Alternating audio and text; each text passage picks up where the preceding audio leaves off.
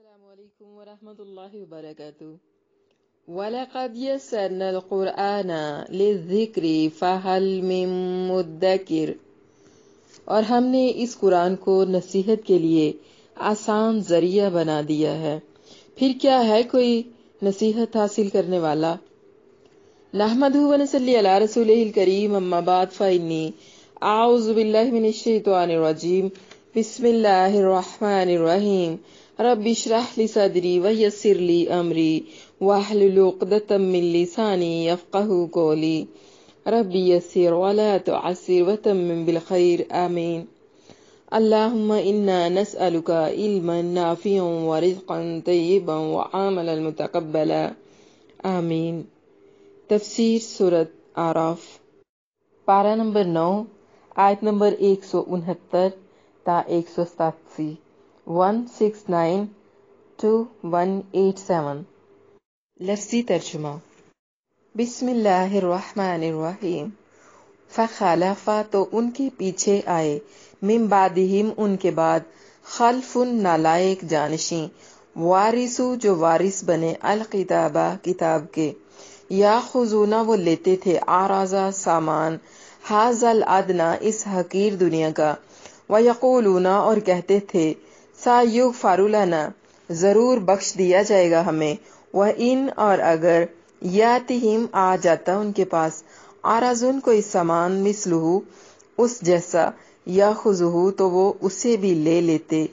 الم یؤخذ، کیا نہیں لیا گیا تھا، علیہم، ان سے، میثاق الکتاب، پختہ عہد کتاب کا، ان لا یقولوا، کہ وہ نہیں کہیں گے، علی اللہ، اللہ پر، الا الحق، مگر حق بات، ودراسوا، اور انہوں نے پڑھ لیا تھا، ما فیہ، جو اس میں تھا، والدار الآخرۃ، اور آخری گھر یا گھر آخرت کا، خیر، بہتر ہے، للذین، ان لوگوں کے لیے جو یتقون، ڈرتے ہیں، افلا تعقلون، تو کیا تم نہیں سمجھتے، والذین، اور وہ لوگ جو یمسکون، مضبوطی سے تھام لیتے ہیں، بالکتابی، کتاب کو، یا پکڑ لیتے ہیں کتاب کو، واقاموا الصلاۃ، اور انہوں نے قائم کی نماز، انا، بے شک ہم، لا نضیع، نہیں ضائع کرتے، اجر المصلحین، اصلاح کرنے والوں کا اجر،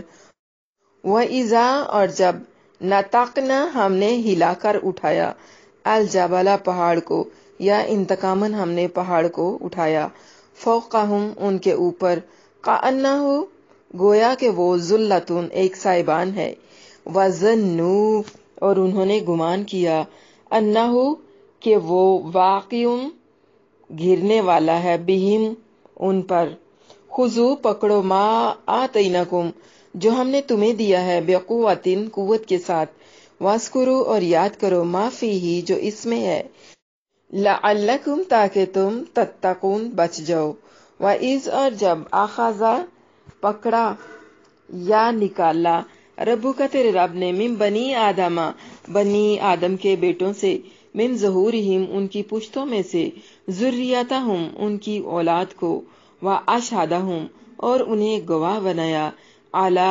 انفسہم، ان کی جانوں پر، الست بربکم، کیا واقعی نہیں ہوں میں تمہارا رب، قالوا، انہوں نے کہا، بلا، کیوں نہیں، شہدنا، ہم نے شہادت دی، ان تقولوا، ایسا نہ ہو کہ تم کہو، یوم القیامت، قیامت کے دن، انا کنا، بے شک ہم تھے، ان ھذا، اس سے، غافلین، غافل، او تقولوا، یا یہ کہو کہ، انما، اس کے سوا کچھ نہیں کہ، اشرکا، شرک کیا، آباؤنا، ہمارے باپ دادا نے، من قبل، اس سے پہلے، وَكُنَّا، اور تھے ہم، ذُرِّيَّةً، اولاد، من بعدہم، ان کے بعد، افتہلکونا، تو کیا تو ہمیں ہلاک کرتا ہے، بما، اس کی وجہ سے جو، فعل المبطلون، باطل والوں نے کیا، وَكَذَلِكَ، اور اسی طرح،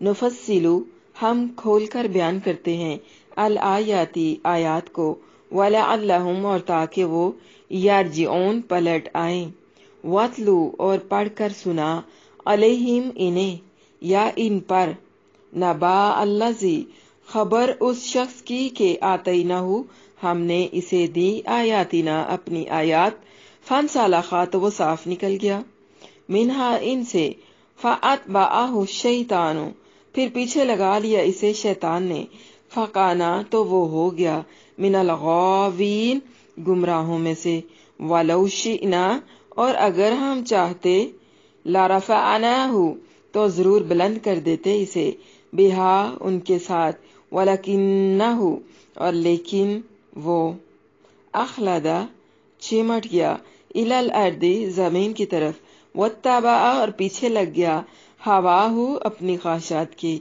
फमसलहु, तो उसकी मिसाल, कमसलिल कल्बी, कुत्ते की मिसाल की तरह है, इन तहमिल, अगर तू हमला करे, अलैहि, इस पर, यलहस, तो जबान निकाले हुए हामता है, और तत्रुकुहु, या इसे छोड़ दे, यलहस, तो भी जबान निकाले हामता है, जालिका, ये है, मसलुल कौमिल लजीना, उन लोगों की मिसाल जिन्होंने कज़्ज़बू, झुठला दिया, बे आयातिना, हमारी आयात को, फक़्सुसिल क़ससा, सो तू बयान कर, अच्छी तरह बयान करना, लअल्लहुम, ताकि वो यतफक्करून, गौर फिक्र करें, सा, बुरे हैं, मसाला, मिसाल के लिहाज से, अल कौमुल लजीना, वो लोग जिन्होंने कज़्ज़बू, झुठला दिया, बी आयातिना, हमारी आयात को, व अनफुसहुम, और अपनी ही जानों पर, कानू, थे वो, यज़लिमून, खुद जुल्म करते, मन, वो शख्स जिसे,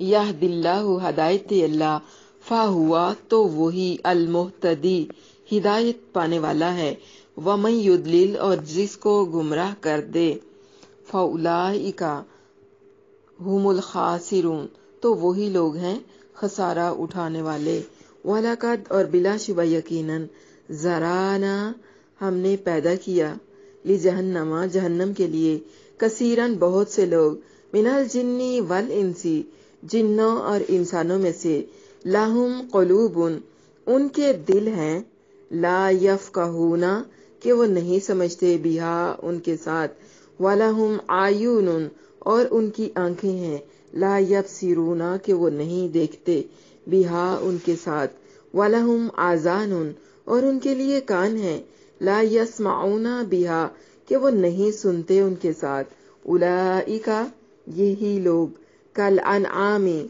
चौपायों की तरह हैं, बल हुम, बल्कि वो, अदल्लू, ज्यादा गुमराह है, उलाइका हुमुल गाफिलून, यही लोग हैं जो गाफिल हैं, वलिल्लाही, और अल्लाह ही के हैं, अल अस्माउल हुस्ना, सबसे अच्छे नाम, फदऊहु, सो इसे पुकारो, बिहा, इनके साथ, वजारू, और छोड़ दो, अल्लजीना, उन लोगों को जो, युलहिदूना, सीधे रास्ते से हटे हुए हैं, या हटते हैं, फी अस्माइही, उसके नामों के बारे में, सयुजज़ौना, अनकरीब वो बदला दिए जाएंगे, माँ, उसका जो, कानू, थे वो, यामलून, किया करते, वमिम्मन, और उन लोगों में से जिन्हें, खलकना, हमने पैदा किया, उम्मतुन, उम्मत, यहदूना, जो रहनुमाई करते हैं, या एक गिरोह, जो रहनुमाई करते हैं,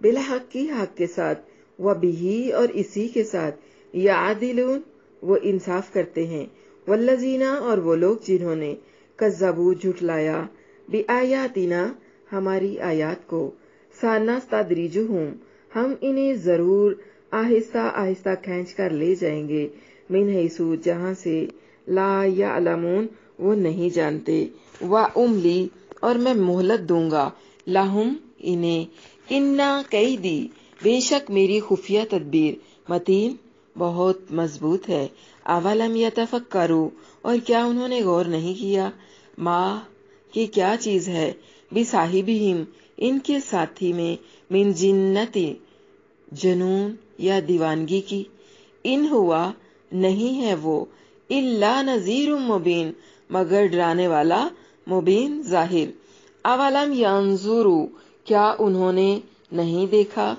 फी मलकूति समावाति वल अर्द, अजीम बादशाही में, आसमानों और जमीन की, वमा, और इसमें जो, खलक़ल्लाहु, पैदा की अल्लाह ने, मिन शैइन, कोई भी चीज, وَأَنْ عَسَى اور اس بات میں کہ شاید ان یکونا قد اقتربا کہ بہت قریب آ چکا ہو اجلہم ان کا مقررہ وقت فَبِأَيِّ حَدِیثٍ پھر کس بات پر بعدہ اس کے بعد یؤمنون وہ ایمان لائیں گے من یضلل اللہ وہ شخص جسے گمراہ کر دے اللہ فلا ہادی تو کوئی ہدایت دینے والا نہیں لہو اسے وَيَذَرُهُمْ اور وہ انہیں چھوڑ دیتا ہے فی طغیانہم اپنی سرکشی میں یا مہون وہ بھٹکتے پھرتے ہیں یا ان کی سرکشیوں میں کہ بھٹکتے پھرتے ہیں یسألونک وہ تجھ سے پوچھتے ہیں عن الساعۃ قیامت کے بارے میں ایانا کب ہوگا مرساہا اس کا قیام قل تو کہہ دے انما اس کے سوا کچھ نہیں کہ علمہا اس کا علم عند ربی میرے رب کے پاس ہے لا یجلیہا نہیں ظاہر کرے گا اسے لوقتہا اس کے وقت پر الا ہوا مگر وہی ثقلت وہ بھاری واقع ہوئی ہے فی السماوات والارض آسمانوں اور زمین میں لا تاتیکم نہیں آئے گی وہ تم پر الا بغتتن مگر اچانک یسألونک وہ تجھ سے سوال کرتے ہیں کأنک گویا تو حفیٌ اصرار سے سوال کرنے والا ہے انہا اس کے بارے میں کل کہہ دے انما اس کے سوا کچھ نہیں کہ علمہا اس کا علم عند اللہ اللہ کے پاس ہے ولکن اور لیکن اکثر الناس اکثر لوگ لا یعلمون نہیں جانتے فخلف من بعدهم خلف ووارثوا الكتاب يأخذون عرض هذا الأدنى ويقولون سيغفر لنا وإن يأتهم عرض مثلها يأخذوا ألم يؤخذ عليهم ميثاق الكتاب ألا يقولوا على الله إلا الحق ودرسوا ما فيه والدار الآخرة خير للذين يتقون أفلا تعقلون پھر ان کے بعد ان کی جگہ نالائق جانشین آئے جو کتاب کے وارث بنے وہ اس حقیر دنیا کا سامان لیتے اور کہتے ہمیں ضرور بخش دیا جائے گا اور اگر ان کے پاس اس جیسا اور سامان آ جاتا تو اسے بھی لے لیتے کیا ان سے کتاب کا عہد نہیں لیا گیا تھا کہ اللہ پر حق کے سوا کچھ نہیں کہیں گے اور انہوں نے جو کچھ اس میں تھا پڑھ بھی لیا تھا اور آخری گھر ان لوگوں کے لیے بہتر ہے جو ڈرتے ہیں تو کیا تم نہیں سمجھتے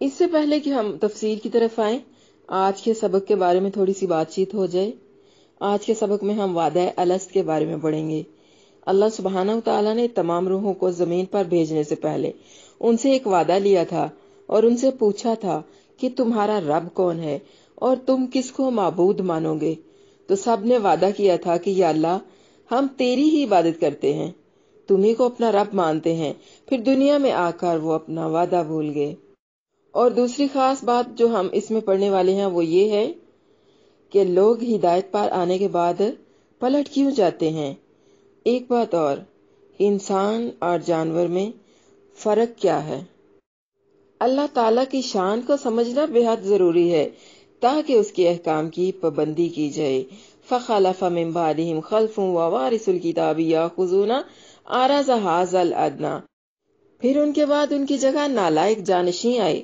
جو کتاب کے وارث بنے وہ اس حقیر دنیا کا سامان لیتے اور کہتے سایغفر لنا ہمیں ضرور بخش دیا جائے گا یعنی ان کو تورات عطا کی گئی حضرت داؤد علیہ السلام کے دور میں اللہ کے حکم کی نافرمانی کرتے ہوئے اصحاب سبت کو جو سزا ملی آپ کو معلوم ہے کہ وہ بندر بنا دیے گئے تھے کہ کچھ عرصے کے لیے لوگ جو تھے وہ ڈر گئے ایسے ہوتا ہے نا جب بھی کسی کو کوئی سزا آتی ہے یا کوئی مصیبت یا کوئی وبا درپیش آ جاتی ہے جس طرح کہ ان دنوں کرونا وائرس کی وبا پھیلی ہوئی ہے تو لوگ خوف زدہ ہو گئے ہیں جب ان کو بندر بنا دیا گیا تو کچھ عرصہ کے لیے لوگ لیکن جب کچھ وقت گزر گیا تو پھر ایسے لوگ پیدا ہو گئے جو پھر نافرمانی کرنے لگے فخلف من بعدهم خلف امام قرطبی رحمہ اللہ نے فرمایا الخلف لام کے سکون کے ساتھ بمانی اولاد واحد جمع یکساں ہیں اور الخلف لام کے فتح کے ساتھ پہلوں کی جگہ آنے والا औलाद हो या के अजनबी, जो भी हो। इब्नुल अराबी ने फरमाया, लाम के फतह के साथ नेक जानशीन और लाम के सुकून के साथ नालायक जानशीन, और दोनों अल्फाज एक दूसरे की जगह भी इस्तेमाल कर लिए जाते हैं। आराजुन का मतलब दुनिया का सामान, क्योंकि वो आर्जी है। हाजल अदना, इसमें हाजा के लफ्ज से मुराद हकारत है और अदना के लफ्ज से भी दुनिया की हकारत साबित होती है। फिर इनके जानशीन ऐसे नालायक हुए जो किताबुल्लाह के वारिस बने, यानी उन्होंने इसे पढ़ा, इसका इल्म हासिल किया और इसमें मौजूद हराम और हलाल और अमर और नहीं से पूरी तरह आगाही हासिल कर ली, मगर उन्होंने इसका असर कबूल करने की बजाय इसके अहकाम की मुखालफत की और इसके हराम को हलाल कर लिया, और फिर शदीद हिर्स की वजह से, तमा की वजह से इस हकीर दुनिया के माल के हसूल की कोशिश में लग गए, इस दुनिया के पीछे लग गए। हलाल तरीके से मिले या हराम तरीके से मिले, सूद से मिले या रिश्वत से मिले या किसी गैर का हक छीन कर मिले, इसके बावजूद ये कहते रहे कि हमें सायुग फारूलना, कि अनकरीब हमें बख्श दिया जाएगा या हमें जरूर बख्श दिया जाएगा। वारिसु, यानी नबियों के बाद आने वाले लोग। होता तो इस तरह है कि नबी के होते हुए और कुछ अरसा बाद तक तो लोग अच्छे काम करते हैं, उनका तज़किया हो चुका होता है, वो मुखलिस होकर दीन के लिए निकलते हैं, दीन के लिए काम करते हैं। शुरू शुरू में कुर्बानियां भी दी जाती हैं, बाद वालों को शरीयत बनी बनाई मिलती है, इसलिए उन्हें कदर नहीं होती। उनकी मिसाल अल्लाह के नबी के बाद सहाबा कराम, ताबईन और ताबईन थे, लेकिन जब कुछ अरसा गुजर जाता है तो फिर आने वाली नस्लें गुनाह और गलत काम करने लग जाती हैं, उन पर दीन का रंग पक्का नहीं चढ़ता। मूसा अलैहिस्सलाम के बाद यूशा बिन नून ने बनी इसराइल की बेहतरीन सरबराही की थी। जब कोई दुनियादार फौत होता है तो उसकी मिरास माल और दौलत होती है, लेकिन जब कोई दीन वाला शख्स दुनिया से जाता है तो उसका इल्म और शरीयत ही उसकी विरासत होती है। इस तरह अंबिया की विरासत मालो दौलत नहीं बल्कि इल्म होता है। मफ़हूम हदीस है कि अल्लाह के नबी सल्लल्लाहु अलैहि वसल्लम ने फरमाया कि नबियों की मेरास इल्म होता है और दुनिया का सामान तो आर्जी है। और फिर उन्होंने अल्लाह के अहकाम के बदले में दुनिया को खरीदना शुरू कर दिया, यानी थोड़ी कीमत लेना शुरू कर दी। जैसे देखिए कि बनी इसराइल में रिश्वत का रिवाज आम हो गया, वो पैसे लेकर, माल लेकर अल्लाह ताला के अहकाम को बदल देते थे। जिस तरह के आज कल के कुछ पेट प्रस्त किस्म के उलमा भी हैं जो अपना पेट भरने के लिए शरीयत के अहकामात में चोर रास्ते निकाल देते हैं, अपनी पसंद के फतवे लोगों को दे देते हैं। अल्लाह ताला बहुत माफ करने वाला है, माफ कर देता है। जब भी कोई गलती करे, तौबा करे, माफ कर देता है, लेकिन कुछ अरसा बाद फिर वही इंसान दोबारा गलत काम करने लगता है। दुनिया परस्त लोग होते हैं, बज़ाहिर उन्होंने दीन और दुनिया को साथ रखा हुआ होता है, लेकिन जैसे ही मौका मिलता है गलत काम कर गुजरते हैं। आपके सामने बहुत सारी मिसालें मौजूद हैं। लोग उम्रे करते हैं, हज करते हैं, झूठ बोलने से बाज नहीं आते, फ्रॉड करने से बाज नहीं आते, नमाज भी पढ़ते हैं और लोगों को तंग करने से भी बाज नहीं आते, फिर कहते हैं हम नमाज पढ़ लेते हैं। अल्लाह ताला फरमाता है, क्या इनसे किताब में अहद नहीं लिया गया था? अलम युखज़ अलैहिम मीसाकुल किताबी अन ला यक़ूलू अलल्लाहि इल्लल हक़्क़ व दरासू मा फ़ीही वद्दारुल आखिरतु खैरुल लिल्लज़ीना यत्तक़ून अफ़ला ताक़िलून। क्या इनसे किताब का अहद नहीं लिया गया था कि अल्लाह पर हक के सिवा कुछ नहीं कहेंगे, और उन्होंने जो कुछ इसमें था पढ़ भी लिया था, और आखिरी घर उन लोगों के लिए बेहतर है जो डरते हैं। तो क्या तुम नहीं समझते? यानी बनी इसराइल भी ये सोचकर गुनाह करते कि हम अल्लाह के महबूब हैं, अंबिया की नस्ल से हैं, इसलिए हम जो मर्जी करते रहें अल्लाह ताला हमें माफ कर देगा, हमें बख्श देगा। वकालतिल यहूदु वन नसारा नहनु अब्नाउल्लाहि व अहिब्बाउहु, और यहूद और नसारा ने कहा हम अल्लाह के बेटे और उसके प्यारे हैं। व इयातिहिम आराजुन मिस्लुहु याखुजुहु, यानी गुनाह करने और हराम खाने के बाद ना तो वो शर्मिंदा होते हैं और ना ही इनमें तौबा का जज्बा पैदा होता है, बल्कि गुनाहों पर और हराम खोरी पर उनकी जुर्रत जो है वो मजीद बढ़ जाती है। हालांकि बख्शिश के लिए तो तौबा की जरूरत होती है, जिसका लाजमी नतीजा गुज़श्ता गुनाहों पर नदामत और आइंदा के लिए वो काम ना करने पर खालिस और पुख्ता अज़म भी करना होता है। और इनका तो हाल ये है कि पहली दफा हराम खाने के बाद उसी तरह का हराम दोबारा मिल रहा है, या दोबारा मिल जाए तो वो उसे नहीं छोड़ते, मतलब फिर ले लेते हैं। बज़ाहिर दीन और दुनिया साथ लेकर चलते हैं, लेकिन यूं ही मौका मिलता है बुराई कर गुजरते हैं। एक मर्तबा रिश्वत लेने के बाद जो ही इन्हें दोबारा रिश्वत लेने का मौका मिलता है, बिला झिझक इसे कबूल कर लेते हैं। लोगों को गलत मसले बताकर हराम खाने के बावजूद दावा करते हैं कि हमारी बख्शिश हो जाएगी, हालांकि वो गलत काम छोड़ने के लिए तैयार ही नहीं, जो कि बख्शिश की पहली शर्त है। जो किताब में पढ़ा था, जो सीखा था, वो सब कुछ भूल जाते हैं। अल्लाह से किया हुआ वादा भूल जाते हैं। क्या ये अक्ल जो इंसान को दी गई है, इंसान इस अक्ल से काम नहीं लेता, समझता नहीं है। गुनाह करते जाना और गुमान रखना कि अल्लाह माफ कर देगा, अपने आप को अल्लाह का लाडला समझना कि हम फलां नेकी करते हैं, आप गुनाह कर लें तो फिर भी बख्श दिए जाएंगे, ये इंतहाई गलत सोच है। अल्लाह इस तरह के रवैये को पसंद नहीं करता। अल्लाह को ये तरीका पसंद नहीं है। ये सिर्फ बनी इसराइल का ही मामला नहीं है, उम्मते मुसलमा का रवैया भी अल्लाह ताला इस तरह का पसंद नहीं करते। इसमें हमारे लिए अमल का नुक्ता क्या है? अपना मुहासबा करना है। क्या हमारा कौलो फेल ऐसा तो नहीं है? क्या हम नेकी और गुनाह लेकर तो साथ नहीं चल रहे? क्या हमें भी जब मौका मिलता है तो हम गुनाह तो नहीं कर गुजरते? अल्लाह ताला से दुआ है कि अल्लाह ताला हमें तौबा करने की तौफीक अता फरमाए और हमें नेक लोगों में शामिल करे। वद्दारुल आखिरतु खैरुल लिल्लज़ीना यत्तकून, यानी अल्लाह ताला से डरकर हराम खाने से बचने वालों के लिए आखिरत में जो नेमतें तैयार हैं वो इस हकीर दुनिया के आर्जी साजो सामान से कहीं बेहतर हैं। सब कुछ जानते हुए हराम खाने वालों, क्या तुम ये नहीं समझते?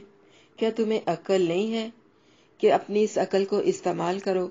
वल्लज़ीना युमस्सिकूना बिल किताबी व अक़ामुस्सलात इन्ना ला नुदियु अजरल मुस्लिहीन।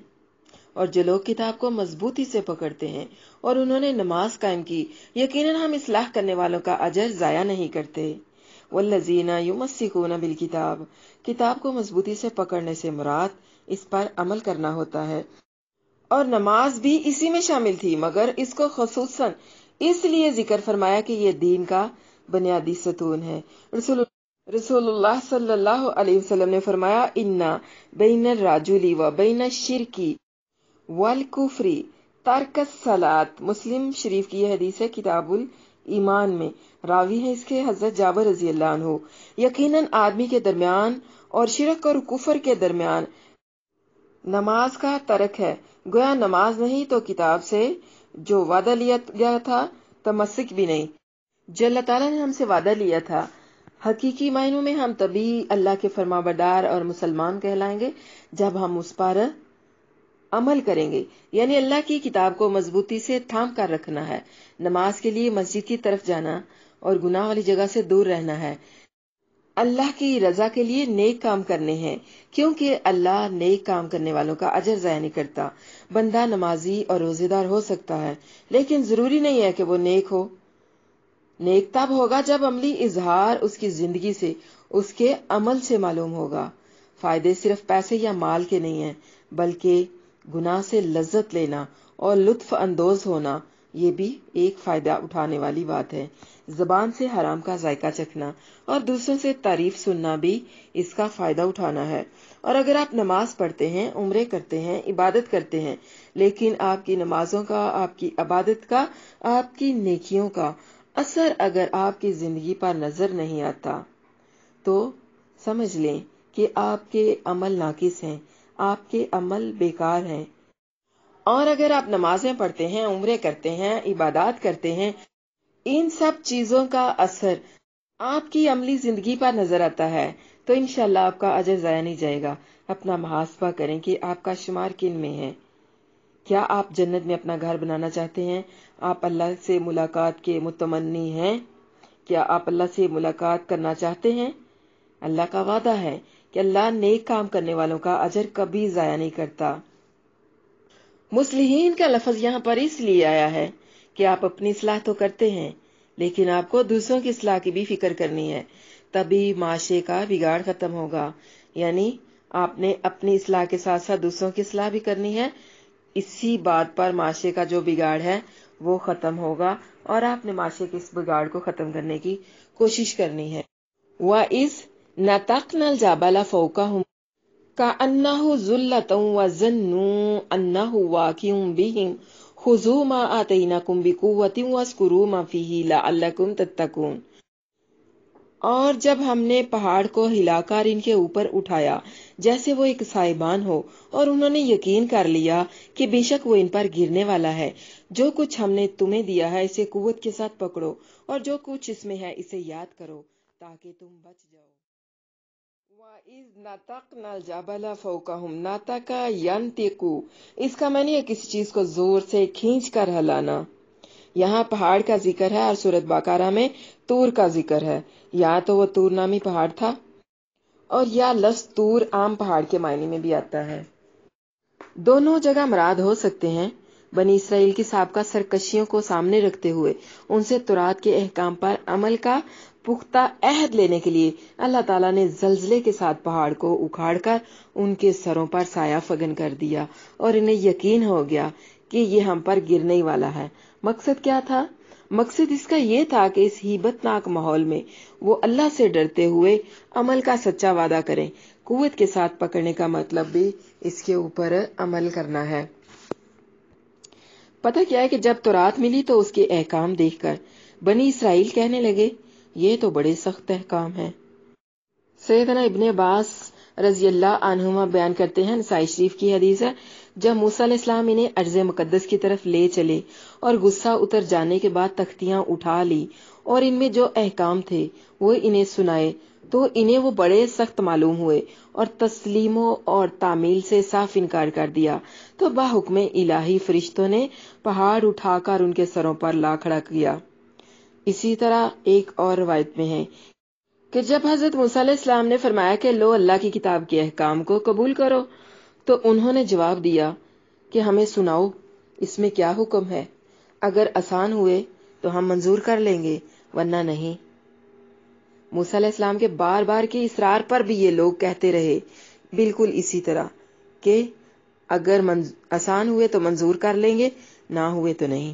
آخر اسی وقت اللہ کے حکم سے پہاڑ اپنی جگہ سے اٹھ کر ان کے سروں پر معلق ہو گیا اور اللہ کے پیغمبر نے فرمایا بولو اب مانتے ہو یا اللہ تم پر پہاڑ گرا کر تمہیں فنا کر دے۔ اسی وقت یہ سب کے سب مارے ڈر کے سجدے میں گر گئے، لیکن بائیں آنکھ سجدے میں تھی اور دائیں سے اوپر دیکھ رہے تھے، جس طرح بولتے ہیں نا کنکھیوں سے، یعنی کنکھیوں سے بار بار اوپر دیکھ رہے تھے کہ کہیں یہ ہم پر گر تو نہیں پڑا، کہیں پہاڑ گر نہ پڑے۔ اسی لیے یہودیوں میں اب تک سجدے کا یہی طریقہ ہے، وہ سمجھتے ہیں کہ اسی طرح کے سجدے نے ہم پر سے عذاب الہی دور کیا تھا۔ پھر جب موسیٰ علیہ السلام نے ان تختیوں کو کھولا تو ان میں کتاب تھی جسے خود اللہ تعالیٰ نے اپنے ہاتھ سے لکھا تھا۔ اسی وقت تمام پہاڑ، درخت، پتھر سب کانپ اٹھے۔ آج بھی یہودی تلاوت تورات کے وقت کانپ اٹھتے ہیں اور ان کے سر تعظیم سے جھک جاتے ہیں۔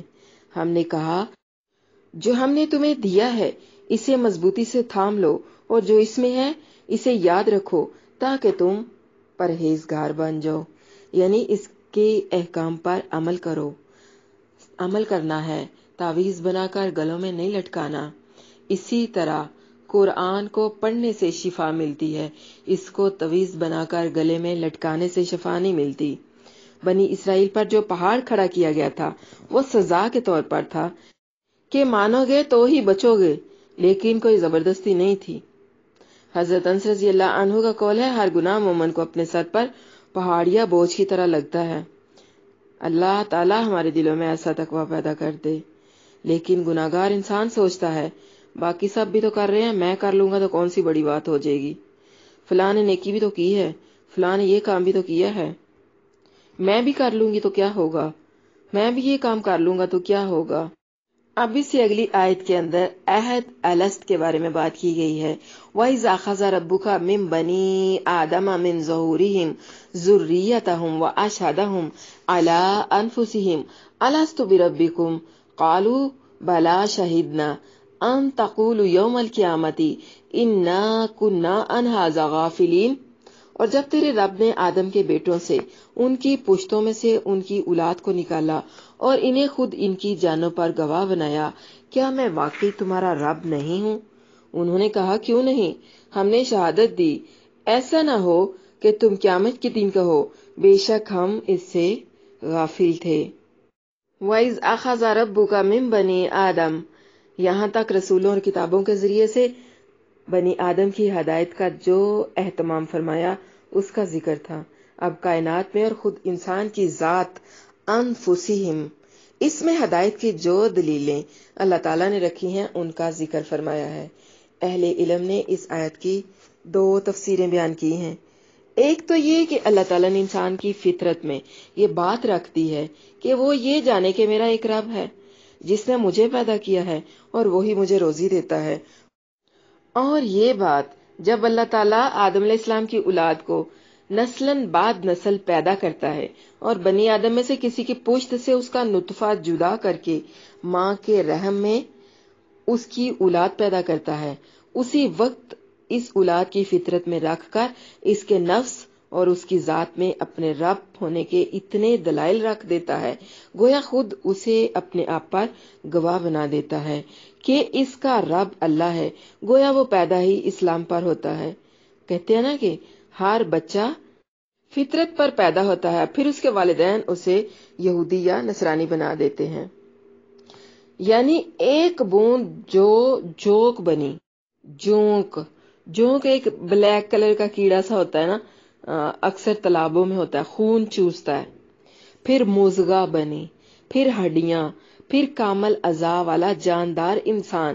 یہ اور بے شمار نشانیاں خود اس کی ذات اور کائنات میں اس بات کی کافی شہادت ہے کہ اس کا ایک رب ہے، جیسا کہ اللہ تعالیٰ نے فرمایا، سَنُرِيهِمْ آیاتنا فی الآفاق وفی انفسہم حتی یتبین لہم انہ الحق. سورۃ حامیم سجدہ ہے، آیت کا نمبر ہے 53. ان قریب ہم انہیں اپنی نشانیاں دنیا کے کناروں اور ان کے نفسوں میں دکھلائیں گے، یہاں تک کہ ان کے لیے واضح ہو جائے کہ یقیناً یہی حق ہے. اور فرمایا، وَفِي الْأَرْضِ آیَاتٌ لِّلْمُوقِنِينَ وَفِي أَنفُسِكُمْ أَفَلَا تُبْصِرُونَ. اور زمین میں یقین کرنے والوں کے لیے کئی نشانیاں ہیں اور تمہارے نفسوں میں بھی، تو کیا تم نہیں دیکھتے؟ اور شہادت ضروری نہیں زبان ہی سے ہو، قرآن مجید کے مطابق حالت کی بھی شہادت ہوتی ہے، جیسا کہ فرمانے باری تعالیٰ ہے سورۃ توبہ کی آیت نمبر 17، ما کان للمشرکین ان یعمروا مساجد اللہ شاہدین علی انفسہم بالکفر. مشرکوں کا کبھی حق نہیں کہ وہ اللہ کی مسجدیں آباد کریں اس حال میں کہ وہ اپنے آپ پر کفر کی شہادت دینے والے ہیں. اور پھر اسی طرح سورۃ العادیات میں فرمایا، ان الانسان لربہ لقنود وانہ علی ذلک لشہید. بے شک انسان اپنے رب کا یقیناً بہت ناشکرا ہے اور بے شک وہ اس بات پر یقیناً خود گواہ ہے. تو کیا پتا چلا کہ انسان کی فطرت ہی توحید ہے، جیسا کہ رسول اللہ صلی اللہ علیہ وسلم نے فرمایا، ہر بچہ فطرت پر پیدا ہوتا ہے. جیسے کہ میں نے ابھی آپ کو کچھ دیر پہلے یہی حدیث بیان بھی فرمائی ہے. پھر اس کے ماں باپ اسے یہودی یا نصرانی یا مجوسی بنا دیتے ہیں. یہ بخاری شریف کی حدیث ہے کتاب الجنائز میں.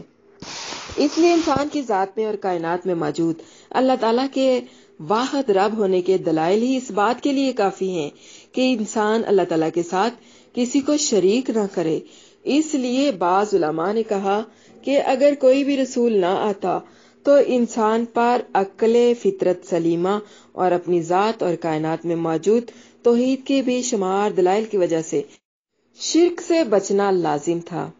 اگر وہ شرک کرے تو اللہ تعالیٰ کو حق ہے کہ اس سے مواخذہ فرمائے، مگر قرآن مجید میں اللہ تعالیٰ کا یہ بے حد و حساب رحم و کرم ثابت ہوتا ہے کہ انسان کے نفس پر اس کی اپنی شہادت کے باوجود وہ رسولوں کے ذریعے حق واضح کیے بغیر عذاب نہیں دیتا۔ فرمایا سورۃ بنی اسرائیل کی آیت نمبر 15 میں وَمَا كُنَّا مُعَذِّبِينَ حَتَّى نَبْعَثَ رَسُولًا، اور ہم کبھی عذاب دینے والے نہیں یہاں تک کہ کوئی پیغام پہنچانے والا بھیجیں۔ مثال کے طور پر یوں سمجھ لیں کہ دیکھنے کے لیے آنکھ میں نور ہونا بھی ضروری ہے، اور سورج، چاند یا کسی اور چیز کے ذریعے سے روشنی ہونا بھی ضروری ہے۔ آنکھ میں روشنی نہ ہو یا باہر روشنی نہ ہو تو نظر نہیں آتا۔ فطرت میں رکھی ہوئی عقل اور کائنات کے دلائل اللہ کے رب کی پہچان کے لیے آنکھ کے نور کی طرح ہے، اور پیغمبر سورج اور چاند کی طرح اس کے لیے دلائل کو روشن کر کے سمجھانے والے ہیں۔ اسی لیے شیخ صالح آل شیخ نے شرح عقیدہ طحاویہ میں فرمایا کہ اہل سنت کے بہت سے ائمہ مثلا شیخ الاسلام امام ابن تیمیہ، ابن القیم، ابن کثیر، ابن ابی العز حنفی شارح طحاویہ، شیخ عبد الرحمن سعدی اور کئی دوسرے ائمہ نے وَإِذْ أَخَذَ رَبُّكَ اس کی یہی تفسیر اختیار فرمائی ہے۔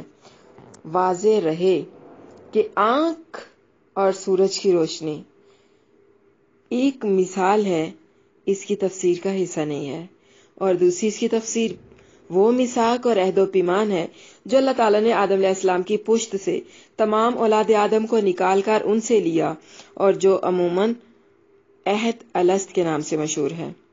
وہ عبداللہ بن عباس اور دوسرے صحابہ رضی اللہ عنہم سے منقول ہے۔ حضرت ابن عباس رضی اللہ عنہما فرماتے ہیں کہ اللہ تعالیٰ نے نعمان یعنی عرفہ میں آدم علیہ السلام کی پشت سے میثاق لیا، چنانچہ اس کی پشت سے تمام اولاد جو اللہ تعالیٰ نے پیدا کرنی تھی نکال لی اور اس کے آگے بکھیر دی، پھر ان سے آمنے سامنے بات کی، پھر فرمایا الست بربکم، کیا میں واقعی تمہارا رب نہیں ہوں؟ انہوں نے کہا بلا، کیوں نہیں، ہم نے شہادت دی، ایسا نہ ہو کہ تم قیامت کے دن کہو ہم اس سے غافل تھے۔ امام حاکم اور امام ذہبی رحمہ اللہ نے اس حدیث کو صحیح فرمایا ہے۔ بس اللہ تعالیٰ نے سب سے اطاعت کا وعدہ لیا۔ اب جو آدم علیہ السلام نے نظر اٹھا کر دیکھا تو امیر، غریب، خوبصورت اور اس کے سوا مختلف لوگوں پر نظر پڑی، تو آپ کہنے لگے کیا ہی اچھا ہوتا کہ سب برابر ایک ہی حالت میں ہوتے۔ تو جواب ملا کہ یہ اس لیے ہے کہ ہر شخص میری شکر گزاری کرے۔ عمر کے اعتبار سے سب روحوں کی عمر ایک جتنی ہے، لیکن جسمانی اعتبار سے عمر کم یا زیادہ ہے۔ یہ واقعہ ہوا تھا، یہ اللہ کی قدرت ہے، اللہ کے لیے سب کچھ ممکن ہے۔ ہم اس بات پر ایمان رکھتے ہیں کہ اللہ نے ہم سب سے یہ وعدہ لیا تھا اور آخرت میں ہم سب دوبارہ ملیں گے، اور پھر بہت ساری حدیثوں سے اس بات کی تائید بھی ہوتی ہے کہ یہ معاملہ تخلیق آدم کے موقع پر پیش آیا تھا۔ اس وقت جس طرح فرشتوں کو جمع کر کے انسان اول کو سجدہ کرایا گیا تھا اور زمین پر انسان کی خلافت کا اعلان کیا گیا تھا، بالکل اسی طرح پوری نسل آدم کو بھی جو قیامت تک پیدا ہونے والی تھی اللہ تعالیٰ نے بیک وقت وجود اور شعور بخش کر اپنے سامنے حاضر کیا تھا اور ان سے اپنی ربوبیت کی شہادت لی تھی، اور فی الواقع انہیں اس حقیقت سے پوری طرح آگاہ کر دیا تھا کہ ان کا کوئی رب اور کوئی الہ اس کی ذات اقدس و اعلیٰ کے سوا نہیں، اور ان کے لیے کوئی صحیح طریقہ زندگی اس کی بندگی اور فرمانبرداری کے سوا نہیں۔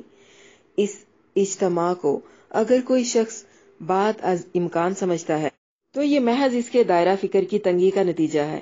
یہی وہ بات ہے جو انسان کو جانور سے بلند کرتی ہے، ممتاز کرتی ہے۔ انسان کا حساب ہوگا، کیونکہ انسان نے اللہ سے وعدہ کیا تھا جنت اور جہنم کا فیصلہ اس کے اعمال پر ہوگا۔ گواہ کو یاد تو ہونا چاہیے کہ جس کی گواہی اس نے دینی ہے، جبکہ وہ عہد کسی کو یاد ہی نہیں۔ البتہ انسان کے نفس اور کائنات میں اللہ تعالیٰ کی ربوبیت اور توحید کے دلائل کا وہ خود فطری گواہ ہے۔ یہ الگ بات ہے کہ گندے عقیدوں والوں کے ساتھ مل کر اس کی فطرت پر پردہ پڑ گیا ہو۔ اگر کوئی کہے کہ بے شک آدم علیہ السلام کی پشت سے نکلتے وقت کیا ہوا عہد ہمیں یاد نہیں، مگر پیغمبروں کا اس میثاق کو یاد کرا دینا ہی کافی ہے، تو حافظ ابن کثیر رحمہ اللہ نے اس کا جواب اس طرح سے دیا کہ مشرک تو پیغمبروں کی کوئی بات صحیح مانتے ہی نہیں تھے، ان کا یاد کرا دینا ان پر حجت کیسے بنایا جا سکتا ہے، جبکہ اللہ تعالیٰ نے قیامت کے دن اس گواہ بنانے کو بطور حجت ذکر فرمایا ہے، جس طرح رسولوں کے بھیجنے کو بطور حجت ذکر فرمایا۔ شرح عقیدہ طحاویہ میں اس آیت اور حدیث کے درمیان 10 فرق بیان کیے ہیں، اس لیے دونوں الگ الگ ہیں۔ ہاں، اس کی تطبیق کے طور پر کہا جا سکتا ہے کہ بنی آدم کی پشتوں سے ان کی اولادوں کو نکالنا بھی آدم علیہ السلام کی پشت سے اس کی اولاد کو نکالنے ہی کی تفصیل ہے۔ واللہ عالم۔ ان تقولو، یہ اصل میں لِأَلَّا تقولو یا کراہتا ان تقولو ہے، یعنی یہ عہد تم سے اس لیے لیا کہ ایسا نہ ہو کہ تم دنیا میں شرک اور نافرمانی کی روش اختیار کرو اور قیامت کے روز تم سے باز پرس کی جائے تو یہ کہہ کر اپنی صفائی پیش کرنے لگو کہ ہم تو اس سے بے خبر تھے، ہمارے پاس تو کوئی ہدایت دینے والا ہی نہیں آیا، یا ہمیں کسی نے اس کے بارے میں کوئی خبر ہی نہیں دی۔ او تقولوا انما اشرک آباؤنا من قبل وكنا ذریۃ من بعدهم افتهلكون بما فعل المبطلون، یا یہ کہو کہ شرک تو ہم سے پہلے ہمارے باپ دادا ہی نے کیا تھا اور ہم تو ان کے بعد ایک نسل تھے، تو کیا تو ہمیں اس کی وجہ سے ہلاک کرتا ہے جو باطل والوں نے کیا۔ او تقولوا انما الشرک، یعنی یہ عذر پیش کرو کہ ہم تو اپنے بڑوں کی دیکھا دیکھی شرک کے راستے پر چلتے رہے، ہمارا تو اس میں کوئی قصور ہی نہیں ہے، مطلب یہ کہ شرک کے بارے میں مقلد کا کوئی عذر قبول نہیں کیا جائے گا۔ المبتلون، اس سے مراد آباؤ اجداد ہیں، یعنی یہ کہنا کہ اصل مجرم وہی ہیں، ہم نہیں۔ اس قسم کے عذر اللہ تعالیٰ کے ہاں قبول نہیں کیے جائیں گے اور نہ ہی انہیں اس طرح کے عذر دینے کا موقع دیا جائے گا، کیونکہ ابتداءً ہر شخص کی فطرت میں اپنے رب کی پہچان اور اس کی توحید رکھ دی گئی ہے، پھر اس کی یاد دہانی اور تفسیر اور تشریحات کے لیے انبیاء آئے، رسول بھیجے گئے اور کتابیں نازل فرمائی گئیں اور کائنات میں اس کے دلائل رکھ دیے گئے ہیں، اور ان کے فہم کے لیے عقل بھی اللہ تعالیٰ نے انسان کو عطا کر دی۔ اللہ تعالیٰ نے عقل دی ہے تو پھر انسان عقل استعمال کرے، پھر یہ نہیں کہہ سکے گا کہ ہم شرکیہ کام کر رہے ہیں تو بھئی اس میں ہمارا تو کوئی قصور نہیں ہے، ہم نے تو اپنے باپ دادا کو یہی کچھ کرتے دیکھا تھا، سو ان کی دیکھا دیکھی ہم بھی کر رہے ہیں۔ یا پھر کوئی غیر مسلم کہے کہ اللہ نے اس کو غیر مسلم گھرانے میں پیدا کیا ہے، اب یہی اس کا دین ہے۔ غیر مسلم گھرانے میں پیدا ہونے والوں کے لیے یہ آیت ایک حجت ہے کہ وہ حق کو تلاش کریں اور ایمان قبول کریں۔ اللہ تعالیٰ کی معرفت یعنی اس کی پہچان کے 4 طریقے ہیں۔ پہلا، وعدہ الست، اللہ تعالیٰ نے ہماری میموری میں یہ بات سٹور کر دی تھی کہ لا الہ الا اللہ محمد رسول اللہ پر ایمان لانا ہے، ہم نے پیدا ہونے سے پہلے ہی یہ وعدہ کر لیا تھا۔ قرآن کو اللہ کا کلام ماننے پر ایمان لائیں گے اگر انسان بھول بھی جائے، لیکن وہ تحت شعور میں یقیناً اپنی اس بات کو محفوظ رکھتا ہے۔ یہ وعدہ الست نور فطرت ہے، پھر جب اللہ کی کتاب سے جڑ جاتا ہے تو نور ہدایت بھی مل جاتا ہے۔ دوسرے نمبر پر یہ کائنات، یہ بھی اللہ کی معرفت کا ایک ذریعہ ہے۔ اس کائنات کو دیکھ کر اللہ تعالیٰ کی پہچان ہوتی ہے۔ نمبر 3 پر عقل، عقل انسان کو بتاتی ہے کہ اس کائنات کو بنانے والا، چلانے والا رب ہے۔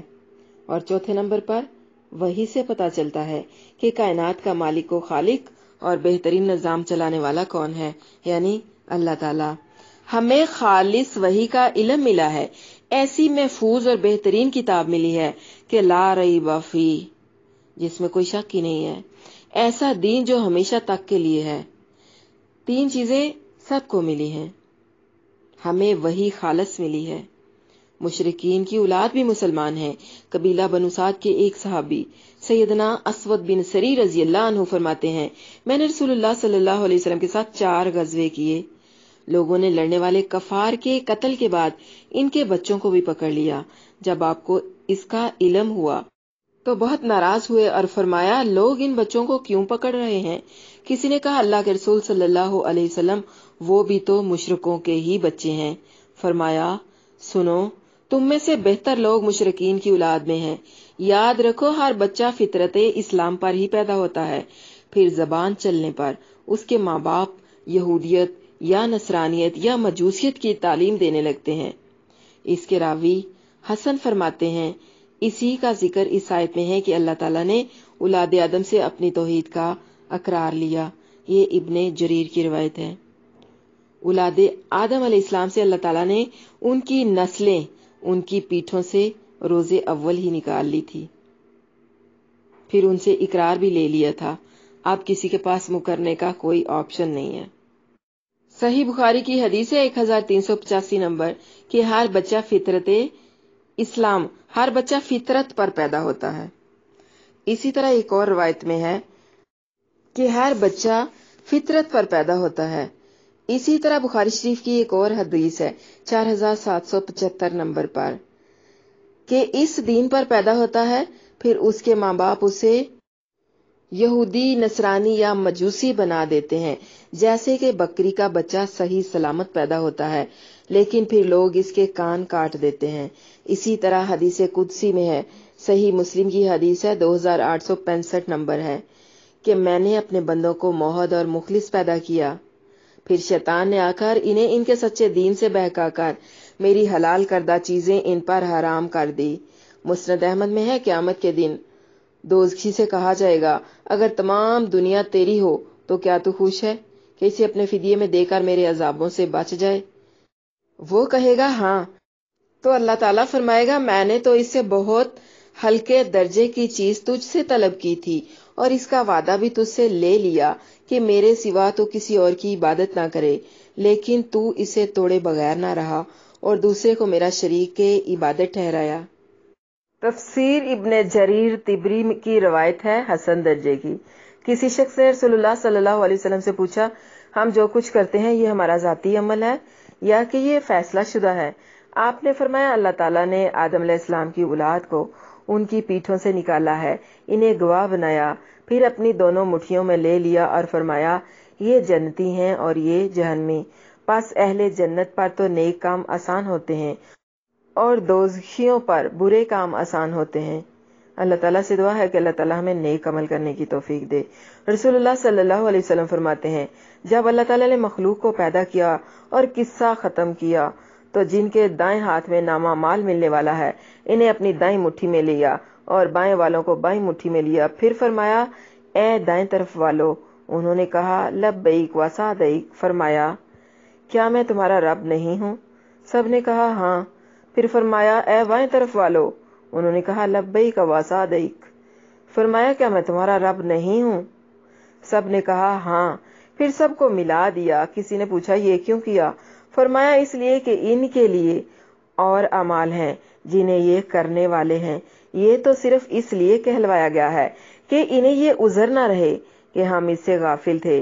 फिर सबको हजरत आदम अलैहिस्सलाम की पुश्त में लौटा दिया। ये तबरानी और अल कबीर की रिवायत है। इसमें हमारे लिए अमल का नुक्ता क्या है? अपना मुहासबा करना है कि हर काम अल्लाह की रजा के लिए करना है, अल्लाह की नाराजगी से बचना है, अपने वालिदैन का दिल नहीं तोड़ना, दिन में कितनी बार अल्लाह की नाफरमानी करते हैं इस बात पे गौर करना है, और फिर ये भी देखना है कि अल्लाह को नाराज क्यों किया, किस बात पर वालिदैन का दिल तोड़ा और किस लिए और कितनी दफा अल्लाह ताला की नाफरमानी की। व कज़ालिका नुफ़स्सिलुल आयाति वलअल्लहुम यरजिऊन। और इसी तरह हम आयात को खोलकर बयान करते हैं और ताकि वो पलट आएं। आज का सबक पढ़ते हुए यूं गुमान हो रहा है जैसे दिल पर एक बोझ है जो बढ़ रहा है। दिल पर बोझ महसूस हो रहा है। बाज आयात पढ़नी और पढ़ानी बहुत मुश्किल होती हैं।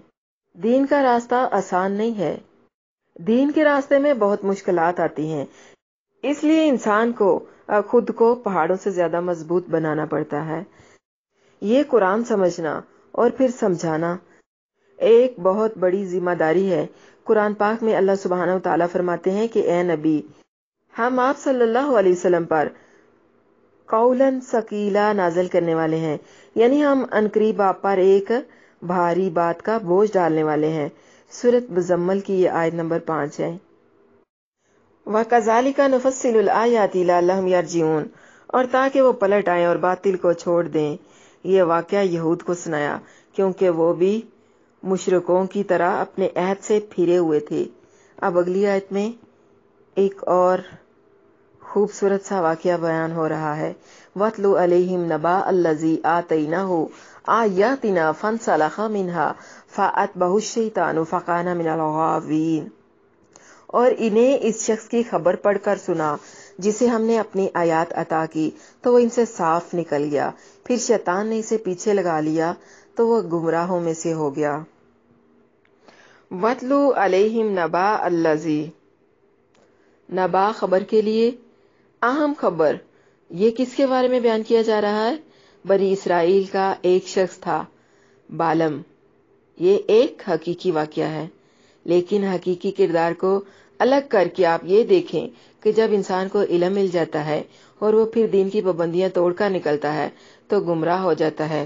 بالم بن باورا تھا شاید اس کا نام مکمل، اور یہ بھی کہا گیا ہے کہ یہ ایک بلقا کا شخص تھا جو اس میں اعظم جانتا تھا اور جبارین کے ساتھ بیت المقدس میں رہا کرتا تھا۔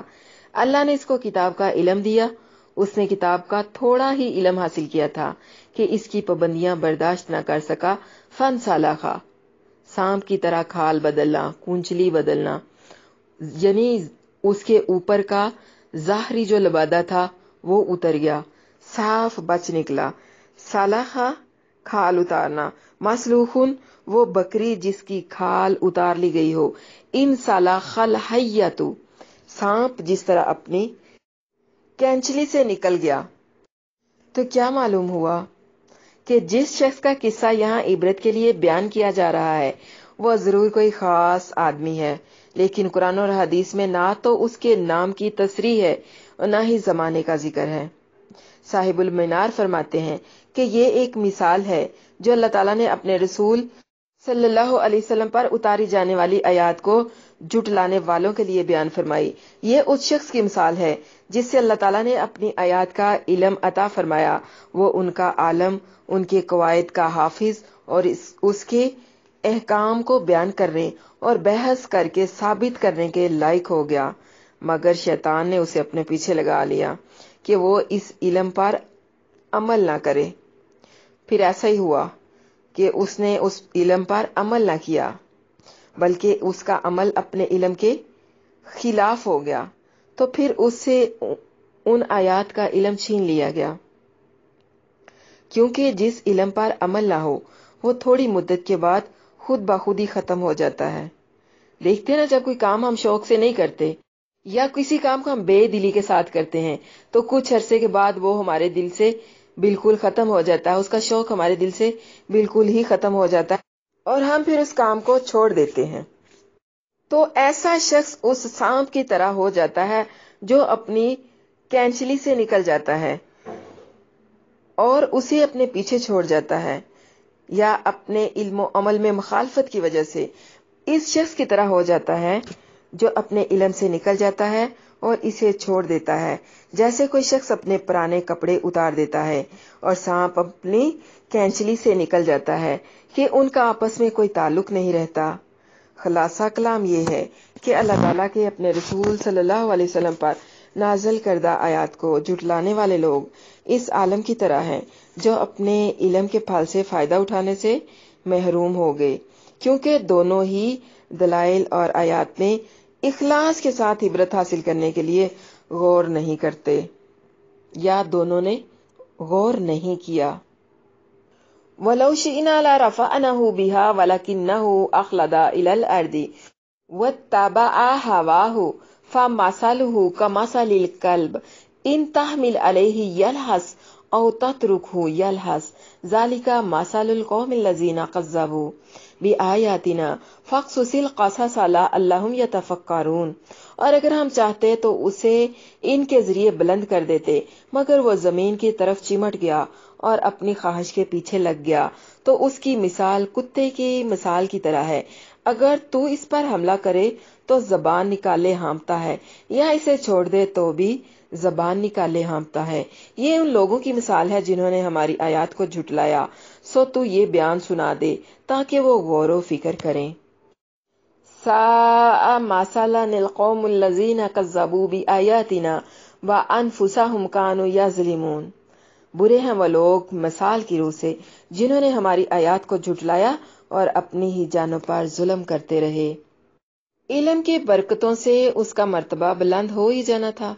कई लोग अपनी तारीफ सुनने के लिए इल्म का रास्ता छोड़ देते हैं, लेकिन कुछ लोग सब्र नहीं कर पाते कि दाना खाक में मिलकर गुलो गुलजार होता है। अनाप्रस्त इंसान अल्लाह का हुक्म नहीं मानना चाहता। नफ्स का पुजारी फख्र और गुरूर में मुब्तला हो जाता है। अखलदा मादा प्रस्त हो गया, इत्मीनान से झुक गया। अल्लाह की आयत उसको ऊपर की तरफ लेकर जा रही थी, लेकिन ये नफ्स के तकाजों के सामने झुक गया। हमारी रूह हमें ऊपर लेकर जाना चाहती है, लेकिन जिस्म मिट्टी से बना है, इसलिए ये जमीन की तरफ झुकता है।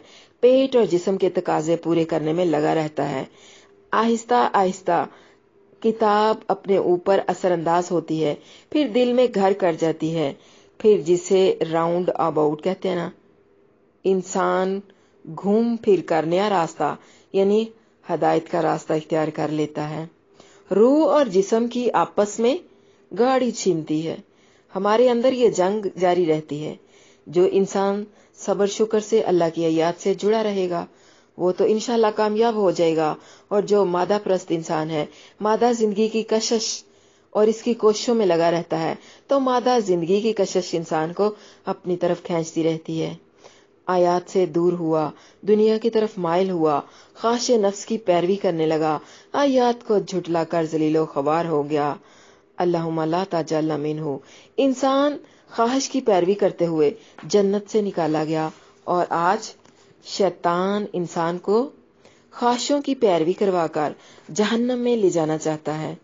फरमान है कि इसकी मिसाल उस कुत्ते की सी है कि खाली है तो हाँफता है, और धुतकारा जाए तो भी हाँफता रहता है। मतलब उस पर बोझ डाला जाए तो भी वो हाँफता है, अगर उसे को खाली छोड़ दिया जाए तो भी हाँफता है।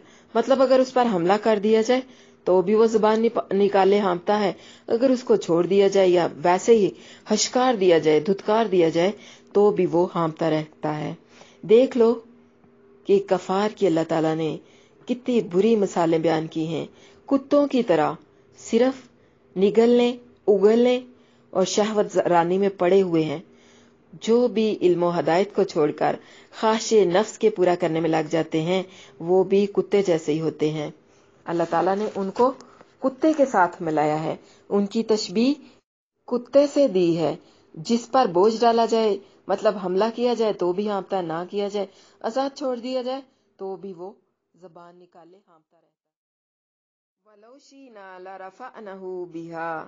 अगर हम चाहते तो उसे इन आयत पर अमल की तौफीक देकर नेक और सालिहा बनाकर आसमान पर बुलंद कर देते, मगर वो जमीन और पस्ती की तरफ ही चिमट गया और अपनी ख्वाहिश नफ्स के पीछे लगकर हर वक्त दुनिया की तलब में लग गया।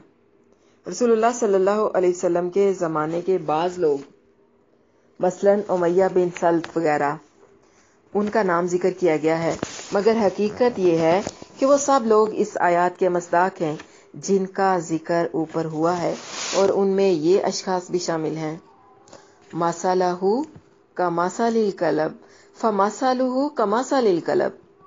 लाहसुन थकावट या प्यास और गर्मी की वजह से जबान बाहर निकालकर हाँफने को कहते हैं। दूसरे जानवरों पर अगर हमला किया जाए तो दौड़ने और प्यास और गर्मी की वजह से वो हाँफने लगते हैं, लेकिन अगर इन्हें कुछ ना कहा जाए तो आराम से बैठे रहते हैं, जबान बाहर निकाले हुए हाँफते नहीं। मगर कुत्ता ऐसा जानवर है कि ताजा हवा सहूलत के साथ ना अंदर खींच सकता है, ना गर्म हवा बाहर निकाल सकता है। इसलिए अगर कोई उस पर हमला करे और दौड़ने की वजह से इसे सांस चढ़ा हो या वो आराम से बैठा हो, हर हाल में उसकी जुबान जो है लटकी हुई होगी और वो हाँप रहा होगा। तो यही मिसाल दुनिया की हिर्स की वजह से अल्लाह की आयत को झुटलाने वाले की मिसाल इस कुत्ते की सी अल्लाह ताला ने दी है। क्योंकि अगर वो अपने इल्म के मुताबिक अल्लाह की आयत पर ईमान लाता और अमल करता तो अपनी जरूरियात और ख्वाहिशात को अल्लाह और उसके रसूल के मुताबिक हलाल तक महदूद करके बाकी वक्त हर किस्म की हिर्स और फिक्र से आजाद होकर अल्लाह की बंदगी और दीन की तालीम حاصل کرنے اور سکھانے میں صرف کرتا، تنہا چین اور اطمینان کے ساتھ حیات طیبہ بسر کرتا، مگر اسے دنیا کی ضرورت تھی یا نہیں تھی، حلال اور حرام ہر طریقے سے ہر وقت دنیا کے حصول کی جد و جہد میں لگا رہا، اس کتے کی طرح جس پر حملہ ہو یا نہ ہو زبان نکالے ہامتا رہتا ہے۔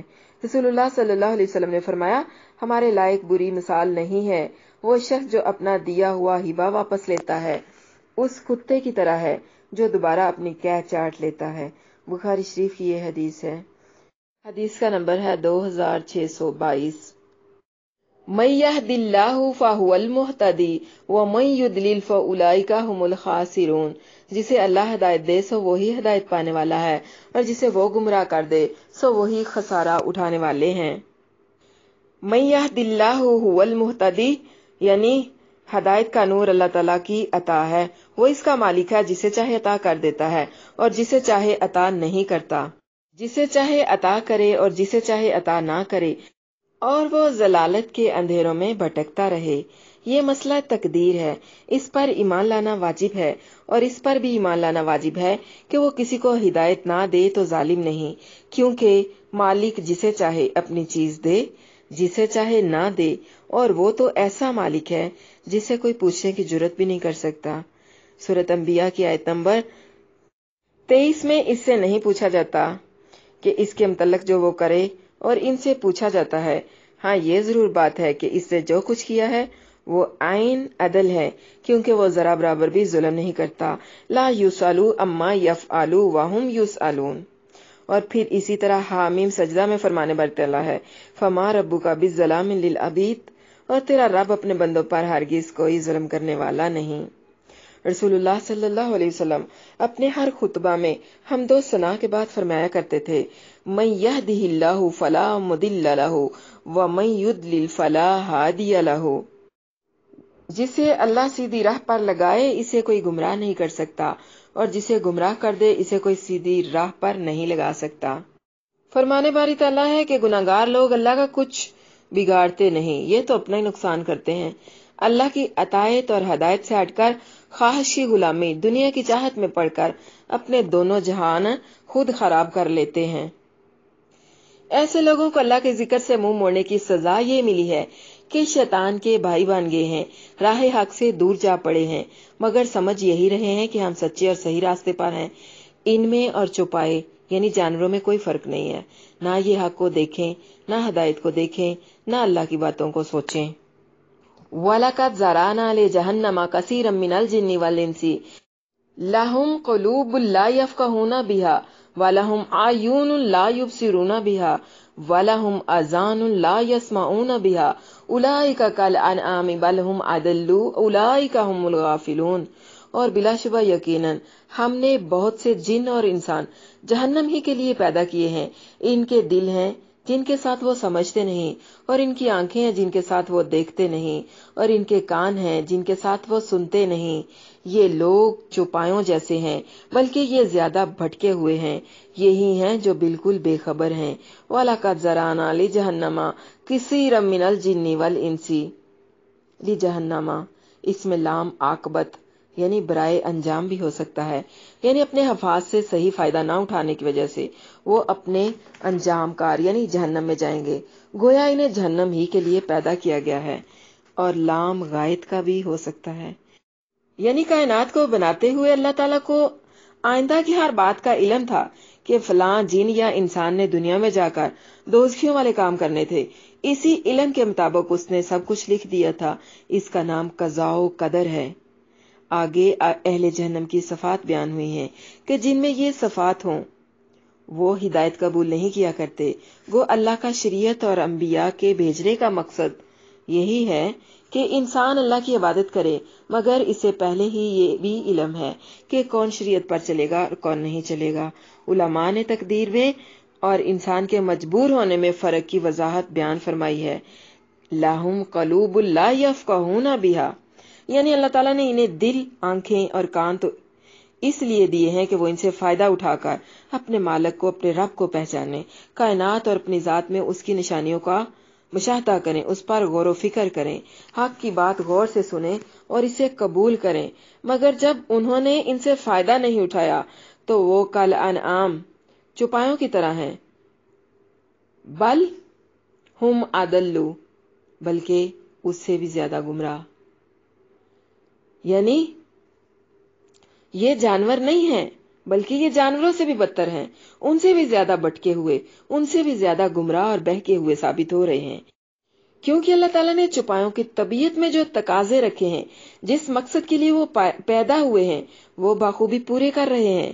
اس کے برعکس کفار اپنے مقصد حیات، اپنی زندگی کے مقصد یعنی عبادت کی بجائے اپنے ارادہ اور اختیار سے اپنے اللہ کی، اپنے خالق کی نافرمانی کر رہے ہیں۔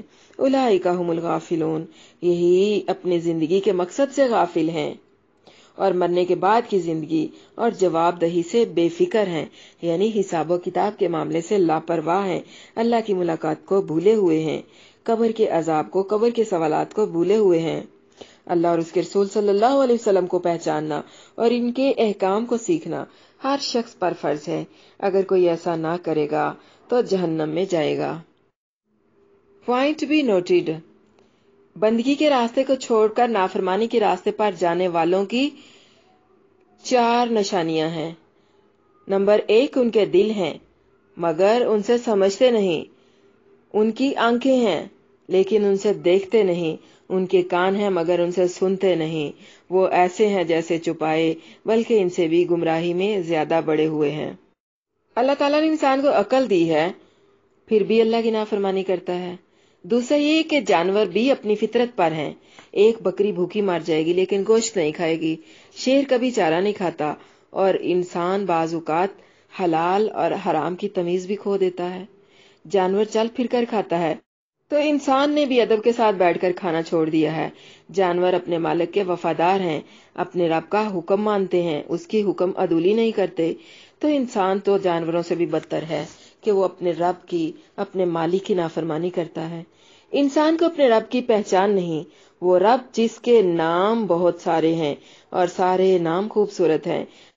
عام طور پر صرف ہمیں 99 اسماء حسنی کا پتہ ہے، لیکن جو صحیح روایات ہیں ان میں 200 سے زائد اللہ تعالیٰ کے اسماء حسنی جو ہیں ان کے بارے میں پتہ چلتا ہے۔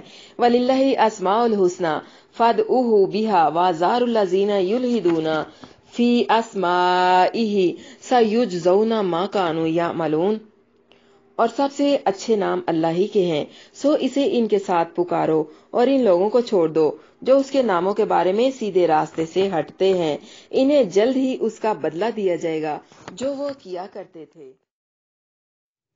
وَلِلَّهِ الْأَسْمَاءُ الْحُسْنَىٰ، الحسنہ یہ الاحسنوں کی مؤنث ہے، سب سے اچھے نام۔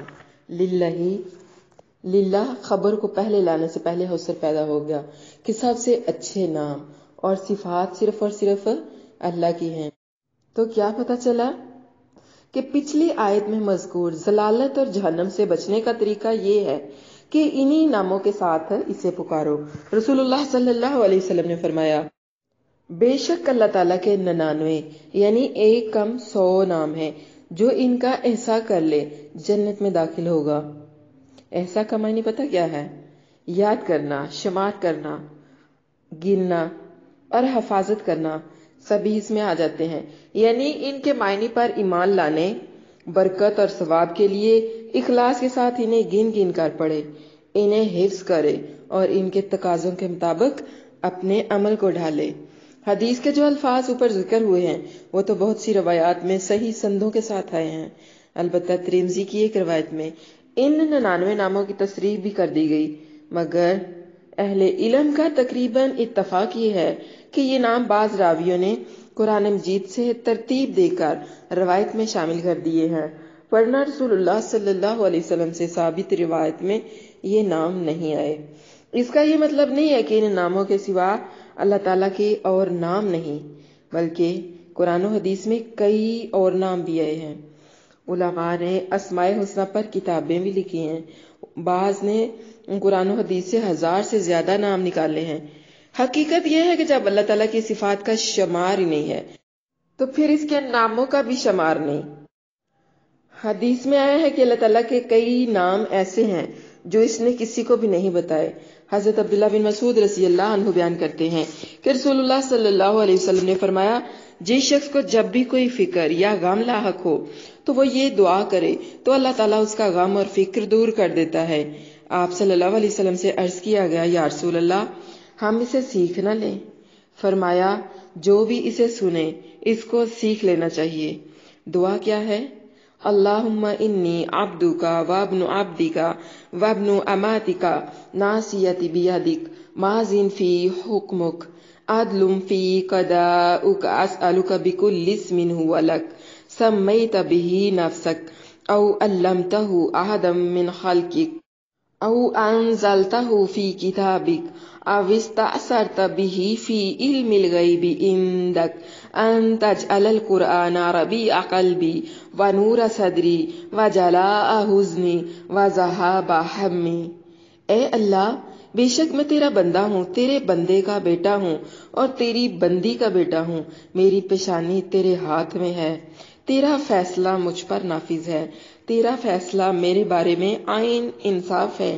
میں تیرے ہر نام کے وسیلے سے، جسے تو نے خود اپنا نام رکھا ہے یا اسے اپنی مخلوق میں سے کسی کو سکھایا ہے یا اپنی کتاب میں نازل کیا ہے یا تو نے اسے علم غیب میں اپنے پاس رکھنے کو ترجیح دی ہے، میں تجھ سے یہ سوال کرتا ہوں کہ تو قرآن کو میرے دل کی بہار، میرے سینے کا نور، میرے غم کا ازالہ اور میرے فکر کو دور کرنے کا ذریعہ بنا دے۔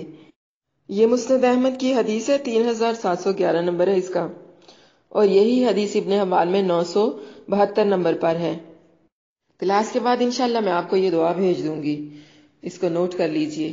اس مبارک دعا میں اللہ تعالیٰ کے تمام نام کے واسطے سے دعا کی گئی ہے، اور یہ اس بات کی دلیل ہے کہ اللہ تعالیٰ کے نام صرف 99 ہی نہیں ہیں۔ حدیث شفاعت میں مذکور ہے کہ رسول اللہ صلی اللہ علیہ وسلم کو جب اللہ تعالیٰ کے ہاں حاضری کی اجازت ہوگی اور آپ سجدے میں گر جائیں گے تو اس وقت آپ اللہ تعالیٰ کی ایسی حمد و ثنا کریں گے جو صرف اسی وقت اللہ تعالیٰ آپ کو سکھائے گا۔ یہ بخاری شریف کی حدیث ہے، کتاب التوحید میں، حدیث کا نمبر ہے 7440۔ فَادْعُوهُ بِهَا وَذَرُوا الَّذِينَ يُلْحِدُونَ فِي أَسْمَائِهِ۔ اللہ کا ذاتی نام ایک ہی ہے، اور وہ کون سا ہے؟ پوائنٹ بی نوٹڈ، اللہ۔ اللہ ذاتی نام ہے، باقی سب صفاتی نام ہے۔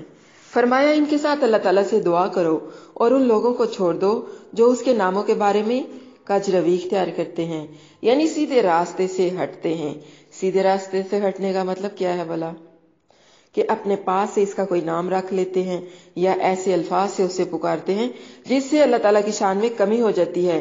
بہت سارے لوگ ایسے بھی بولتے ہیں اللہ میاں، حالانکہ میاں اللہ کی صفت نہیں ہے، میاں تو شوہر کو بولتے ہیں۔ جب بھی کہیں اللہ پاک، اللہ تعالیٰ، اللہ الرحمن الرحیم، اللہ عز و جل، اللہ جل شانہ، اس طرح کے الفاظ کے ساتھ اللہ تعالیٰ کو پکاریں۔ اس کے علاوہ ایسے نام بھی بہت سارے ہیں جو لوگ ہندو اور بھگوانوں کے لیے بولتے ہیں، جس طرح کے یزدان، بھگوان، رام وغیرہ۔ ایسے نام اللہ تعالیٰ پر بولنے سے بچنا چاہیے۔ سیدھے راستے سے ہٹنے کی ایک اور صورت بھی ہے کہ اللہ تعالیٰ کے ناموں کو بگاڑ کر بتوں کے نام رکھے جائیں، جیسے اللات، العزیٰ اور منات، کہ یہ لفظ اللہ عزیز اور منان کی بگاڑی ہوئی شکلیں ہیں۔ کاج روی کی ایک اور صورت بھی ہے، اور وہ یہ ہے کہ اللہ تعالیٰ کے اسماء کو ٹونے ٹوٹکوں میں استعمال کیا جائے۔ ایسے لوگوں کو دنیاوی مطلب اگرچہ حاصل ہو جائے مگر ان کو سزا ضرور ملے گی۔ اللہ تعالیٰ کے ناموں میں الحاد کی ایک شکل یہ بھی ہے کہ ان کے واضح معنی سے انکار کر دیا جائے یا تحریف کر دی جائے اور اسے تعویل کا نام دیا جائے، یا ان کو مخلوق کے مشابہ سمجھا جائے، یا یہ کہا جائے کہ معلوم ہی نہیں ان کا معنی کیا ہے۔ بلکہ صحیح طریقہ تو یہ ہے کہ ان صفات پر مشتمل الفاظ کا جو بھی معنی ہے وہ سب کو معلوم ہے۔ مثلا سمیعن، اس کا معنی سب کو معلوم ہے کہ سمیعن کا معنی سننے والا ہے، مگر وہ اس طرح ہے جس طرح اللہ کی شان کے لائق ہے، ہمارے جیسا نہیں۔ رہا یہ کہ وہ کیسے ہے، اس کی کیفیت کیا ہے، یہ اللہ تعالیٰ کی سپرد کر دی جائے۔ عربی زبان میں اللہ تعالیٰ کے صفاتی نام کا اگر ترجمہ اپنی زبان میں کر دیا جائے تو اس میں کوئی حرج نہیں ہے. مثلا رب کو پروردگار یا پالنے والا یا خالق یا مالک یا آقا یا رزاق یعنی روزی دینے والا کہہ دیا جائے تو یہ سب جو نام ہیں، یہ سب الفاظ جن کے ساتھ اللہ کو پکارا جائے، یہ جائز ہیں. وَمِمَّنْ خَلَقْنَا أُمَّةٌ يَهْدُونَ بِالْحَقِّ وَبِهِ يَعْدِلُونَ، اور ان لوگوں میں سے جنہیں ہم نے پیدا کیا کچھ لوگ ایسے بھی ہیں جو حق کے ساتھ رہنمائی کرتے اور اسی کے ساتھ انصاف کرتے ہیں. وَمِمَّنْ خَلَقْنَا أُمَّةٌ يَهْدُونَ بِالْحَقِّ، یہی صفت اس سے پہلے والی آیت یعنی آیت نمبر 159 میں حضرت موسیٰ علیہ السلام کی امت کے بعض لوگوں کا بیان ہوا ہے. یہاں پر مراد امت محمد صلی اللہ علیہ وسلم ہے، کیونکہ اب حق صرف اس امت کے پاس ہے. اس میں صحابہ کرام رضوان اللہ علیہم اجمعین، تابعین، سلف صالحین اور وہ تمام لوگ شامل ہیں جو کتاب و سنت کو چھوڑ کر نئے راستے اختیار نہیں کرتے، بلکہ صرف کتاب و سنت پر خود بھی عمل کرتے ہیں اور دوسرے لوگوں کو بھی اسی کی طرف رہنمائی کرتے ہیں، کیونکہ حق یہی ہے اور اسی کے مطابق تمام معاملات میں لوگوں کے درمیان انصاف کرتے ہیں. بخاری اور مسلم میں ہے، آپ صلی اللہ علیہ وسلم فرماتے ہیں، میری امت کا ایک گروہ ہمیشہ حق پر ظاہر رہے گا، انہیں ان کی دشمنی کرنے والے کچھ نقصان نہیں پہنچا سکیں گے یہاں تک کہ قیامت آ جائے گی. صحیح مسلم میں یہ حدیث 1923 نمبر پر ہے. اسی طرح بخاری شریف کی حدیث ہے، حضرت معاویہ رضی اللہ عنہ نے فرمایا کہ میں نے نبی کریم صلی اللہ علیہ وسلم سے سنا، میری امت میں سے ایک گروہ اللہ تعالیٰ کے حکم پر قائم رہے گا، نہ انہیں وہ شخص نقصان پہنچا سکے گا جو انہیں چھوڑ دے اور نہ وہ جو ان کی مخالفت کرے، یہاں تک کہ اللہ تعالیٰ کا حکم آئے گا اور وہ اسی پر قائم ہوں گے. بخاری شریف کی یہ حدیث ہے کتاب المناقب میں، اور نمبر ہے حدیث کا 3641. حضرت جابر بن سمرہ رضی اللہ عنہ روایت کرتے ہیں کہ رسول اللہ صلی اللہ علیہ وسلم نے فرمایا، یہ دین ہمیشہ قائم رہے گا، مسلمانوں کی ایک جماعت اس کی خاطر لڑتی رہے گی یہاں تک کہ قیامت قائم ہو جائے گی. یہ بخاری شریف کی حدیث ہے 1920 نمبر پر. والذین کذبوا بآیاتنا سنستدرجهم من حیث لا یعلمون، اور جن لوگوں نے ہماری آیات کو جھٹلایا ہم ضرور انہیں آہستہ آہستہ کھینچ کر لے جائیں گے جہاں سے وہ نہیں جانتے. والذین کذبوا بآیاتنا سنستدرجهم، یعنی یہ بہت سخت صورتحال ہوتی ہے. انسان سمجھتا ہے اللہ مجھ سے راضی ہے، انسان خوب عیش کر رہا ہوتا ہے، لیکن دراصل انسان کی آزمائش ہو رہی ہوتی ہے. پھر اللہ اس کو بے خبری کی حالت میں پکڑ لیتا ہے. جب انسان اللہ کی آیات کو چھوڑتا ہے تو آزمائش دو طرح سے آتی ہے، یا تو اللہ کی پکڑ نعمتوں کی شکل میں آئے گی، مال و دولت، اولاد، خوشیاں، شہرت، اچھی نوکری، اچھا گھر یعنی عیش و عشرت، اور یا پھر صدموں، دکھوں کی شکل میں، بیماری، غم، پریشانی، غریبی اور موت کی شکل میں. دونوں طرح سے پکڑ ہوتی ہے. بیماری اور دکھ میں تو انسان پھر بھی شاید سمجھ جائے کہ کوئی گناہ ہو گیا ہے یا غلطی سرزد ہو گئی ہے، اس وجہ سے وہ توبہ استغفار کر لیتا ہے. لیکن خوشی کے موقع پر انسان تو یہی سمجھتا ہے کہ اللہ مجھ سے راضی ہے، مجھ سے بہت خوش ہے، اسی لیے مجھے نواز رہا ہے. یعنی اللہ تعالیٰ کہہ رہے ہیں ان پر فوری طور پر گرفت نہیں کروں گا تاکہ وہ غفلت میں پڑے رہیں اور گناہ پر گناہ کرتے جائیں. اسی کا نام ڈھیل اور استدراج یعنی آہستہ آہستہ کھینچ کر لے جانا ہے، جو کفار کو ان کے گناہوں کی سزا میں دی جاتی ہے، مگر وہ اپنی حماقت میں یہ سمجھتے ہیں کہ ہم پر اللہ تعالیٰ کی بڑی مہربانیاں ہو رہی ہیں، اللہ ہم سے بہت راضی اور بہت خوش ہے، اسی لیے ہمیں اس طرح سے نواز رہا ہے. حالانکہ انہیں آخری عذاب کے لیے اللہ تعالیٰ تیار کر رہا ہوتا ہے اور پھر اللہ تعالیٰ انہیں اچانک ہی پکڑتا ہے. وَأُمْلِي لَهُمْ إِنَّ قَيْدِي مَتِينٌ، اور میں انہیں مہلت دوں گا، بے شک میری خفیہ تدبیر بہت مضبوط ہے. یعنی وہ سمجھتے ہیں کہ یہ اللہ تعالیٰ کی طرف سے راضی خوشی ہونے کی دلیل ہے، مگر اللہ تعالیٰ انہیں ڈھیل دے رہا ہوتا ہے. املا یملی املان، اس کا مطلب ہے لمبی مدت کے لیے مہلت دینا. ان قیدی متین، جس کی کسی ہیلا اور تدبیر سے مدافعت نہیں کی جا سکتی، اور میں انہیں مہلت دوں گا، بے شک میری تدبیر بڑی مضبوط ہے. مچھلی کے لیے چارہ ڈالا جاتا ہے، جب اس کے حلق میں کانٹا پھنس جاتا ہے تو پھر وہ شکار ہو جاتی ہے. اللہ نعمتیں دے کر ہمیں آزماتا ہے، ایک چارے کے طور پر ہمارے آگے ڈالتا ہے۔ یعنی اللہ کہتا ہے کہ انہیں میں ڈھیل دوں گا اور یہ میرے اس داؤ یعنی میری اس خفیہ تدبیر سے بے خبر ہوں گے۔ میری تدبیر کبھی ناکام نہیں ہوتی کیونکہ میری تدبیر بڑی مضبوط اور مستحکم ہوتی ہے۔ اللہ تعالیٰ سے دعا ہے کہ اللہ تعالیٰ ہمیں ایسی آزمائشوں سے دور رکھے، ہمیں ایسی آزمائشوں سے بچائے۔ پھر آپ صلی اللہ علیہ وسلم نے فرمایا، بے شک اللہ تعالیٰ ظالم کو مہلت دیتا ہے یہاں تک کہ جب اسے پکڑتا ہے تو اسے بھاگ کر جانے نہیں دیتا۔ پھر آپ صلی اللہ علیہ وسلم نے اس آیت کی تلاوت کی، وَكَذَلِكَ أَخْذُ رَبِّكَ إِذَا أَخَذَ الْقُرَىٰ، سورۃ ہود کی آیت نمبر 102 ہے۔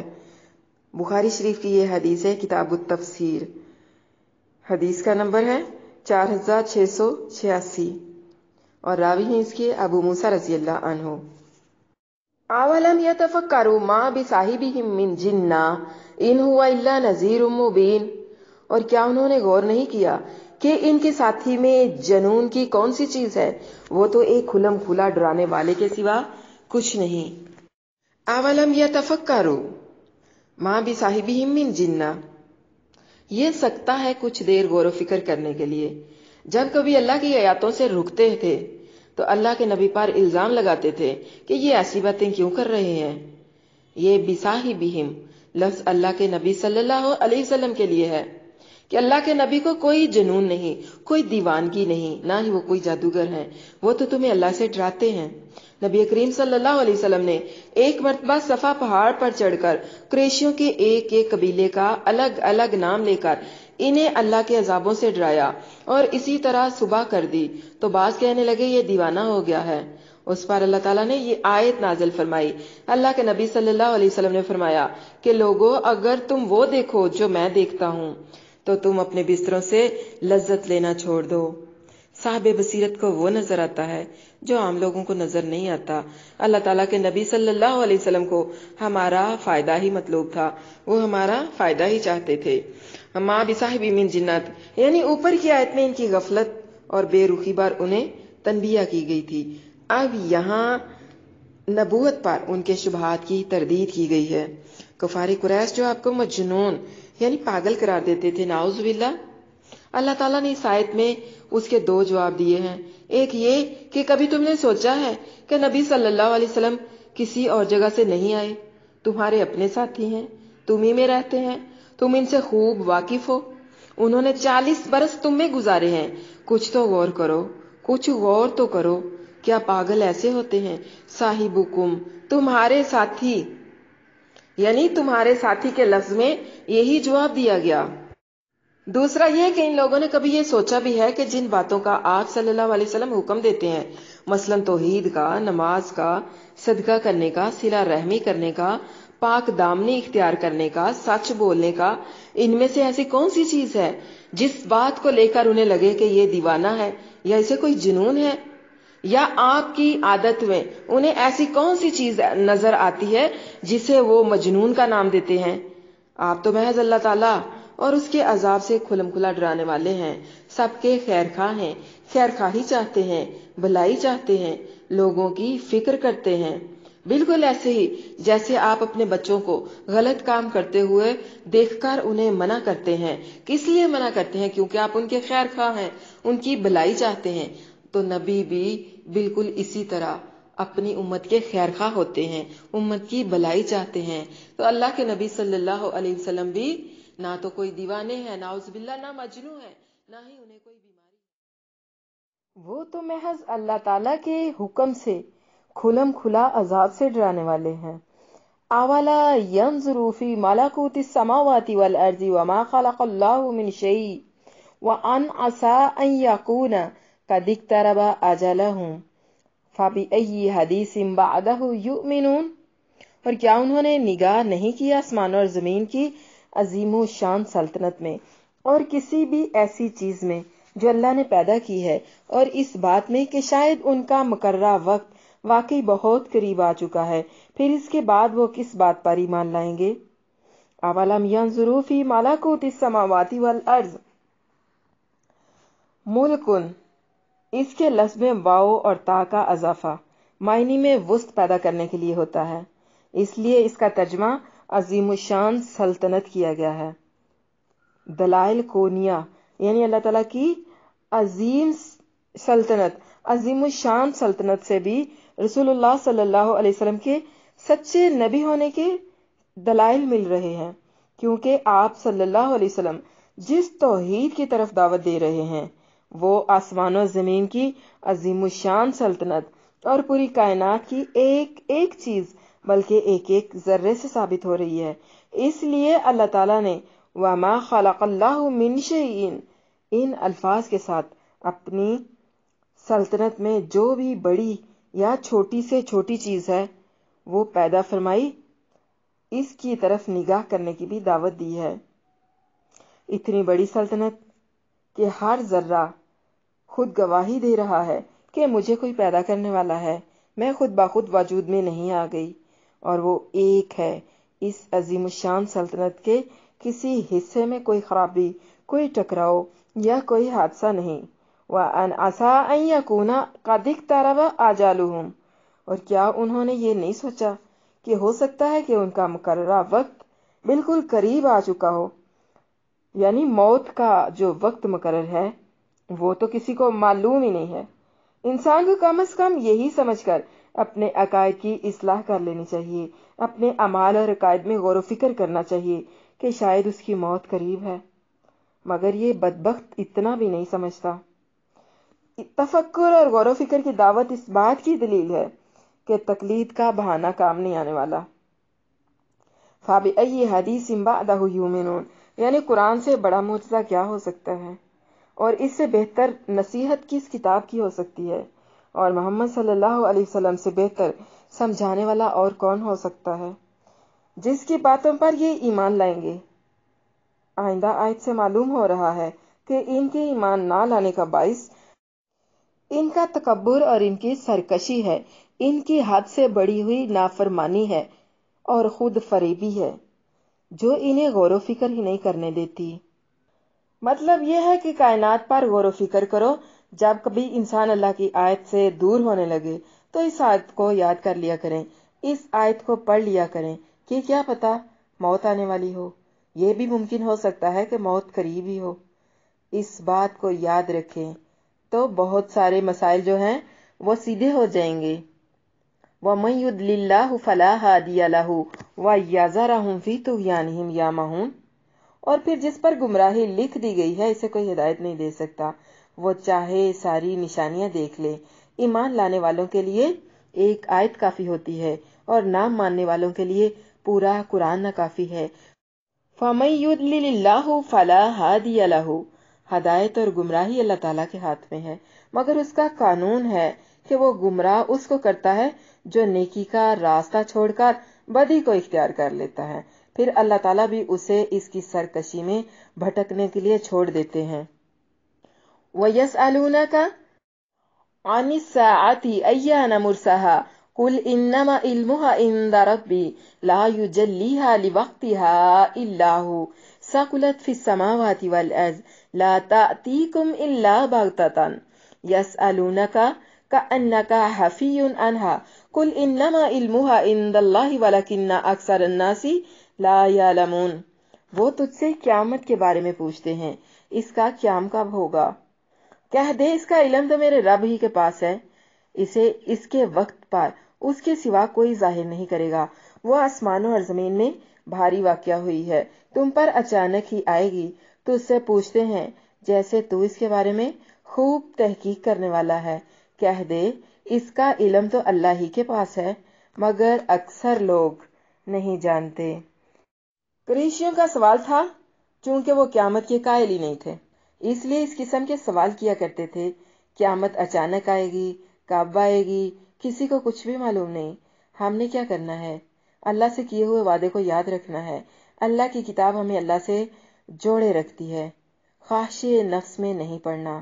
کسی کو مصیبت یا آزمائش میں دیکھیں تو دعا پڑھیں، الحمدللہ الذی عافانی مما ابتلاک بہ وفضلنی علی کثیر ممن خلق تفضیلا یعنی تمام تعریف اس اللہ تعالیٰ کے لیے جس نے مجھے اس سے بچایا جس میں تو مبتلا ہے، اور مجھے اپنی مخلوق میں سے کثیر لوگوں پر فضیلت عطا فرمائی۔ یہ مصیبت زدہ کو دیکھ کر پڑھی جانے والی دعا ہے۔ جب بھی کسی کو مصیبت میں دیکھیں تو یہ دعا جو ہے ضرور پڑھیں۔ یسألونک عن الساعۃ ایان مرساہا۔ ساعت بولتے ہیں ایک گھڑی، لمحہ، پل یا سیکنڈ، کیونکہ قیامت اچانک ایک ہی لمحے میں آ جائے گی، ایک ہی پل میں برپا ہو جائے گی۔ ایانا زیادہ صحیح یہی ہے کہ ایون سے فعلانہ کا وزن ہے، ظرف زمان بامانی ماتا یعنی کب، مرساہا یہ عرصہ، یورسی باب افعال سے مصدر میمی ہے، لازم اور متعدی دونوں معنوں میں آتا ہے۔ زیادہ تر بہت بھاری چیز کے ٹھہرنے، گاڑ جانے، گاڑ دینے اور ٹھہرا دینے کو کہتے ہیں، جس طرح کے فرمانے باری تعالیٰ ہے والجبال ارساہا، اور پہاڑ اس نے انہیں گاڑ دیا۔ اسی طرح بحری جہاز لنگر انداز ہوتا ہے، ارسات السفینۃ ایان مرساہا، تو اس کا معنی ہے ایان وقوعها، کہ اس کا واقعہ کب ہونا ہے، یعنی یہ کب واقعہ ہوگی، کب آئے گی۔ توحید، نبوت اور قضاء و قدر کے بعد اب چوتھی چیز قیامت کے بارے میں بات ہو رہی ہے، کیونکہ قرآن میں یہ چاروں چیزیں اصل بنیاد کی حیثیت رکھتے ہیں۔ قل انما علمھا عند ربی، یعنی اس کا علم تو صرف اللہ کے پاس ہے۔ اس نے یہ بات نہ کسی مقرب فرشتے کو بتائی ہے، نہ کسی نبی اور رسول کو بتائی ہے۔ ثقلت فی السماوات والارض، اس کا ایک معنی تو یہ ہے کہ اس کی ہیبت سے زمین و آسمان لرزتے ہیں، کیونکہ وہ سب اس وقت زیر و زبر ہو جائیں گے۔ دوسرا یہ کہ اس کا علم زمین و آسمان سے بھی برداشت نہیں ہو سکتا، اس لیے اللہ تعالیٰ نے اسے صرف اپنے پاس رکھا ہے، یعنی وہ زمین و آسمان میں سے کسی کو بھی معلوم ہی نہیں ہے۔ قیامت کا علم مخفی رکھا گیا ہے، اس کے بارے میں البتہ کچھ علامات بتائی گئی ہیں۔ آج کل ہمارا ٹاپک بھی چل رہا ہے نا، علامات قیامت۔ لا تأتیکم الا بغتۃ، بے شک اس کی علامات عامہ اور علامات خاصہ، مثلا دجال، دابت الارض، یاجوج ماجوج کا خروج اور حضرت عیسیٰ علیہ السلام کا نزول، مگر ان واقعات میں سے بھی کوئی اس کا عین مقررہ وقت نہیں ہے کہ اس کے ساتھ ہی تو قیامت آ جائے۔ اصل وقت صرف اللہ کے پاس ہے، اور وہ اچانک یک لخت آئے گا۔ یسألونک کأنک حفی عنہا، حفی کا مطلب ہے کسی چیز کے متعلق بار بار پوچھ کر اچھی طرح سے اس کا علم حاصل کرنا، یعنی حفی اصل میں اس شخص کو کہتے ہیں جس نے کسی چیز کے متعلق بار بار پوچھ کر اچھی طرح سے اس کا علم حاصل کر رکھا ہو۔ یعنی یہ لوگ آپ سے بار بار اس طرح پوچھتے ہیں جیسے آپ نے بڑی کرید کر، بڑی جستجو کے بعد سوال کر کر کے اس کا پورا علم حاصل کر لیا ہوا ہے۔ آج کا سبق بہت دلوں کو کھولنے والا، دماغوں کو روشن کرنے والا ہے۔ اللہ تعالیٰ سے دعا ہے کہ اللہ تعالیٰ ہمیں اپنی معرفت عطا فرمائے، اور اللہ تعالیٰ ہمیں وعدہ الست نبھانے والا بنا دے اور اس وعدے کو نبھانے کی توفیق بھی دے۔ اللہ تعالیٰ سے دعا ہے کہ اللہ تعالیٰ ہمیں ایمان کی حالت میں موت نصیب فرمائے۔ اللہ تعالیٰ سے دعا ہے کہ اللہ تعالیٰ ہمیں اپنا شکر کرنے والا، قرآن سے محبت کرنے والا اور اپنے احکام پر عمل کرنے والا بنا دے۔ آج کا سبق پڑھ کر ڈر لگا؟ مجھے تو لگتا ہے کہ کہیں ہم دین سے دور نہ ہو جائیں، اور اللہ تعالیٰ سے دعا کیا کریں، ربنا لا تزغ قلوبنا بعد اذ ہدیتنا وہب لنا من لدنک رحمت انک انت الوہاب۔ آج کا سبق بڑا دل کو چھو لینے والا تھا۔ آج کا سبق پڑھ کر اپنی نافرمانیاں یاد آتی ہیں، لیکن جیسے مرجھائے ہوئے پودے کو پانی دینے سے وہ تر و تازہ ہو جاتا ہے، اسی طرح توبہ استغفار دل کو تر و تازہ کر دیتا ہے۔ جب انسان اپنا وعدہ الست بھولتا ہے تو ہی پھر گناہ کرتا ہے۔ جن کے دل میں اللہ کا خوف ہوتا ہے وہ گناہ سے بچتے ہیں، لیکن کتنا ڈر یا خوف، جتنا ہم اللہ کی نافرمانی سے بچیں گے اتنا ہی ہم ہدایت پر رہیں گے۔ جیسے ہم لوگ ٹریفک پولیس کے ڈر سے ٹریفک کے رولز کو نہیں توڑتے، پولیس کے ڈر سے ہم جرم سے بچتے ہیں، اسی طرح اللہ کی ناراضگی کے خوف سے ہمیں اس کی نافرمانی سے بچنا ہے۔ علم رکھتے ہوئے اللہ کے احکام سے لاپرواہی نہیں کرنی۔ قرآن سب کا ایک ہے، لیکن عمل سب نہیں کرتے۔ اللہ تعالیٰ سے دعا کریں کہ اللہ تعالیٰ اس قرآن کو ہمارے سینوں کی بہار بنا دے۔ اگر غلطی ہو جائے تو اللہ تعالیٰ سے معافی مانگ لیا کریں۔ جب آپ نماز پڑھتے ہیں تو اس وقت آپ اللہ تعالیٰ سے باتیں کر رہے ہوتے ہیں، تو کوشش کیا کریں رات کی تنہائیوں میں کچھ وقت اللہ کے لیے خالص کر لیں، اور پھر اپنے سارے غم، ساری مجبوریاں، ساری ضرورتیں، ساری پریشانیاں، ساری مشکلات، سارے درد، سارے غم اس اللہ کے سامنے بیٹھ کر آنسوؤں میں بہا دیا کریں، اس اللہ کے ساتھ شیئر کیا کریں۔ اللہ تعالیٰ نہ صرف سنے گا بلکہ ان کو حل کرنے کے آپ کو بہترین سلوشن بھی بتائے گا۔ تو آج کے سبق کی جو ہماری تفسیر ہے وہ الحمدللہ کمپلیٹ ہو گئی۔ سبحان ربک رب العزت عما یصفون والسلام علی المرسلین والحمدللہ رب العالمین۔ رب اغفر وارحم وانت خیر الراحمین، وصلی اللہ وسلم وبارک علی نبینا محمد وعلی آلہ واصحابہ اجمعین، آمین ثم آمین یا رب العالمین۔ اب آپ اپنی تفسیر سے ریلیٹڈ جو سوال پوچھنا چاہتی ہیں وہ پوچھیں۔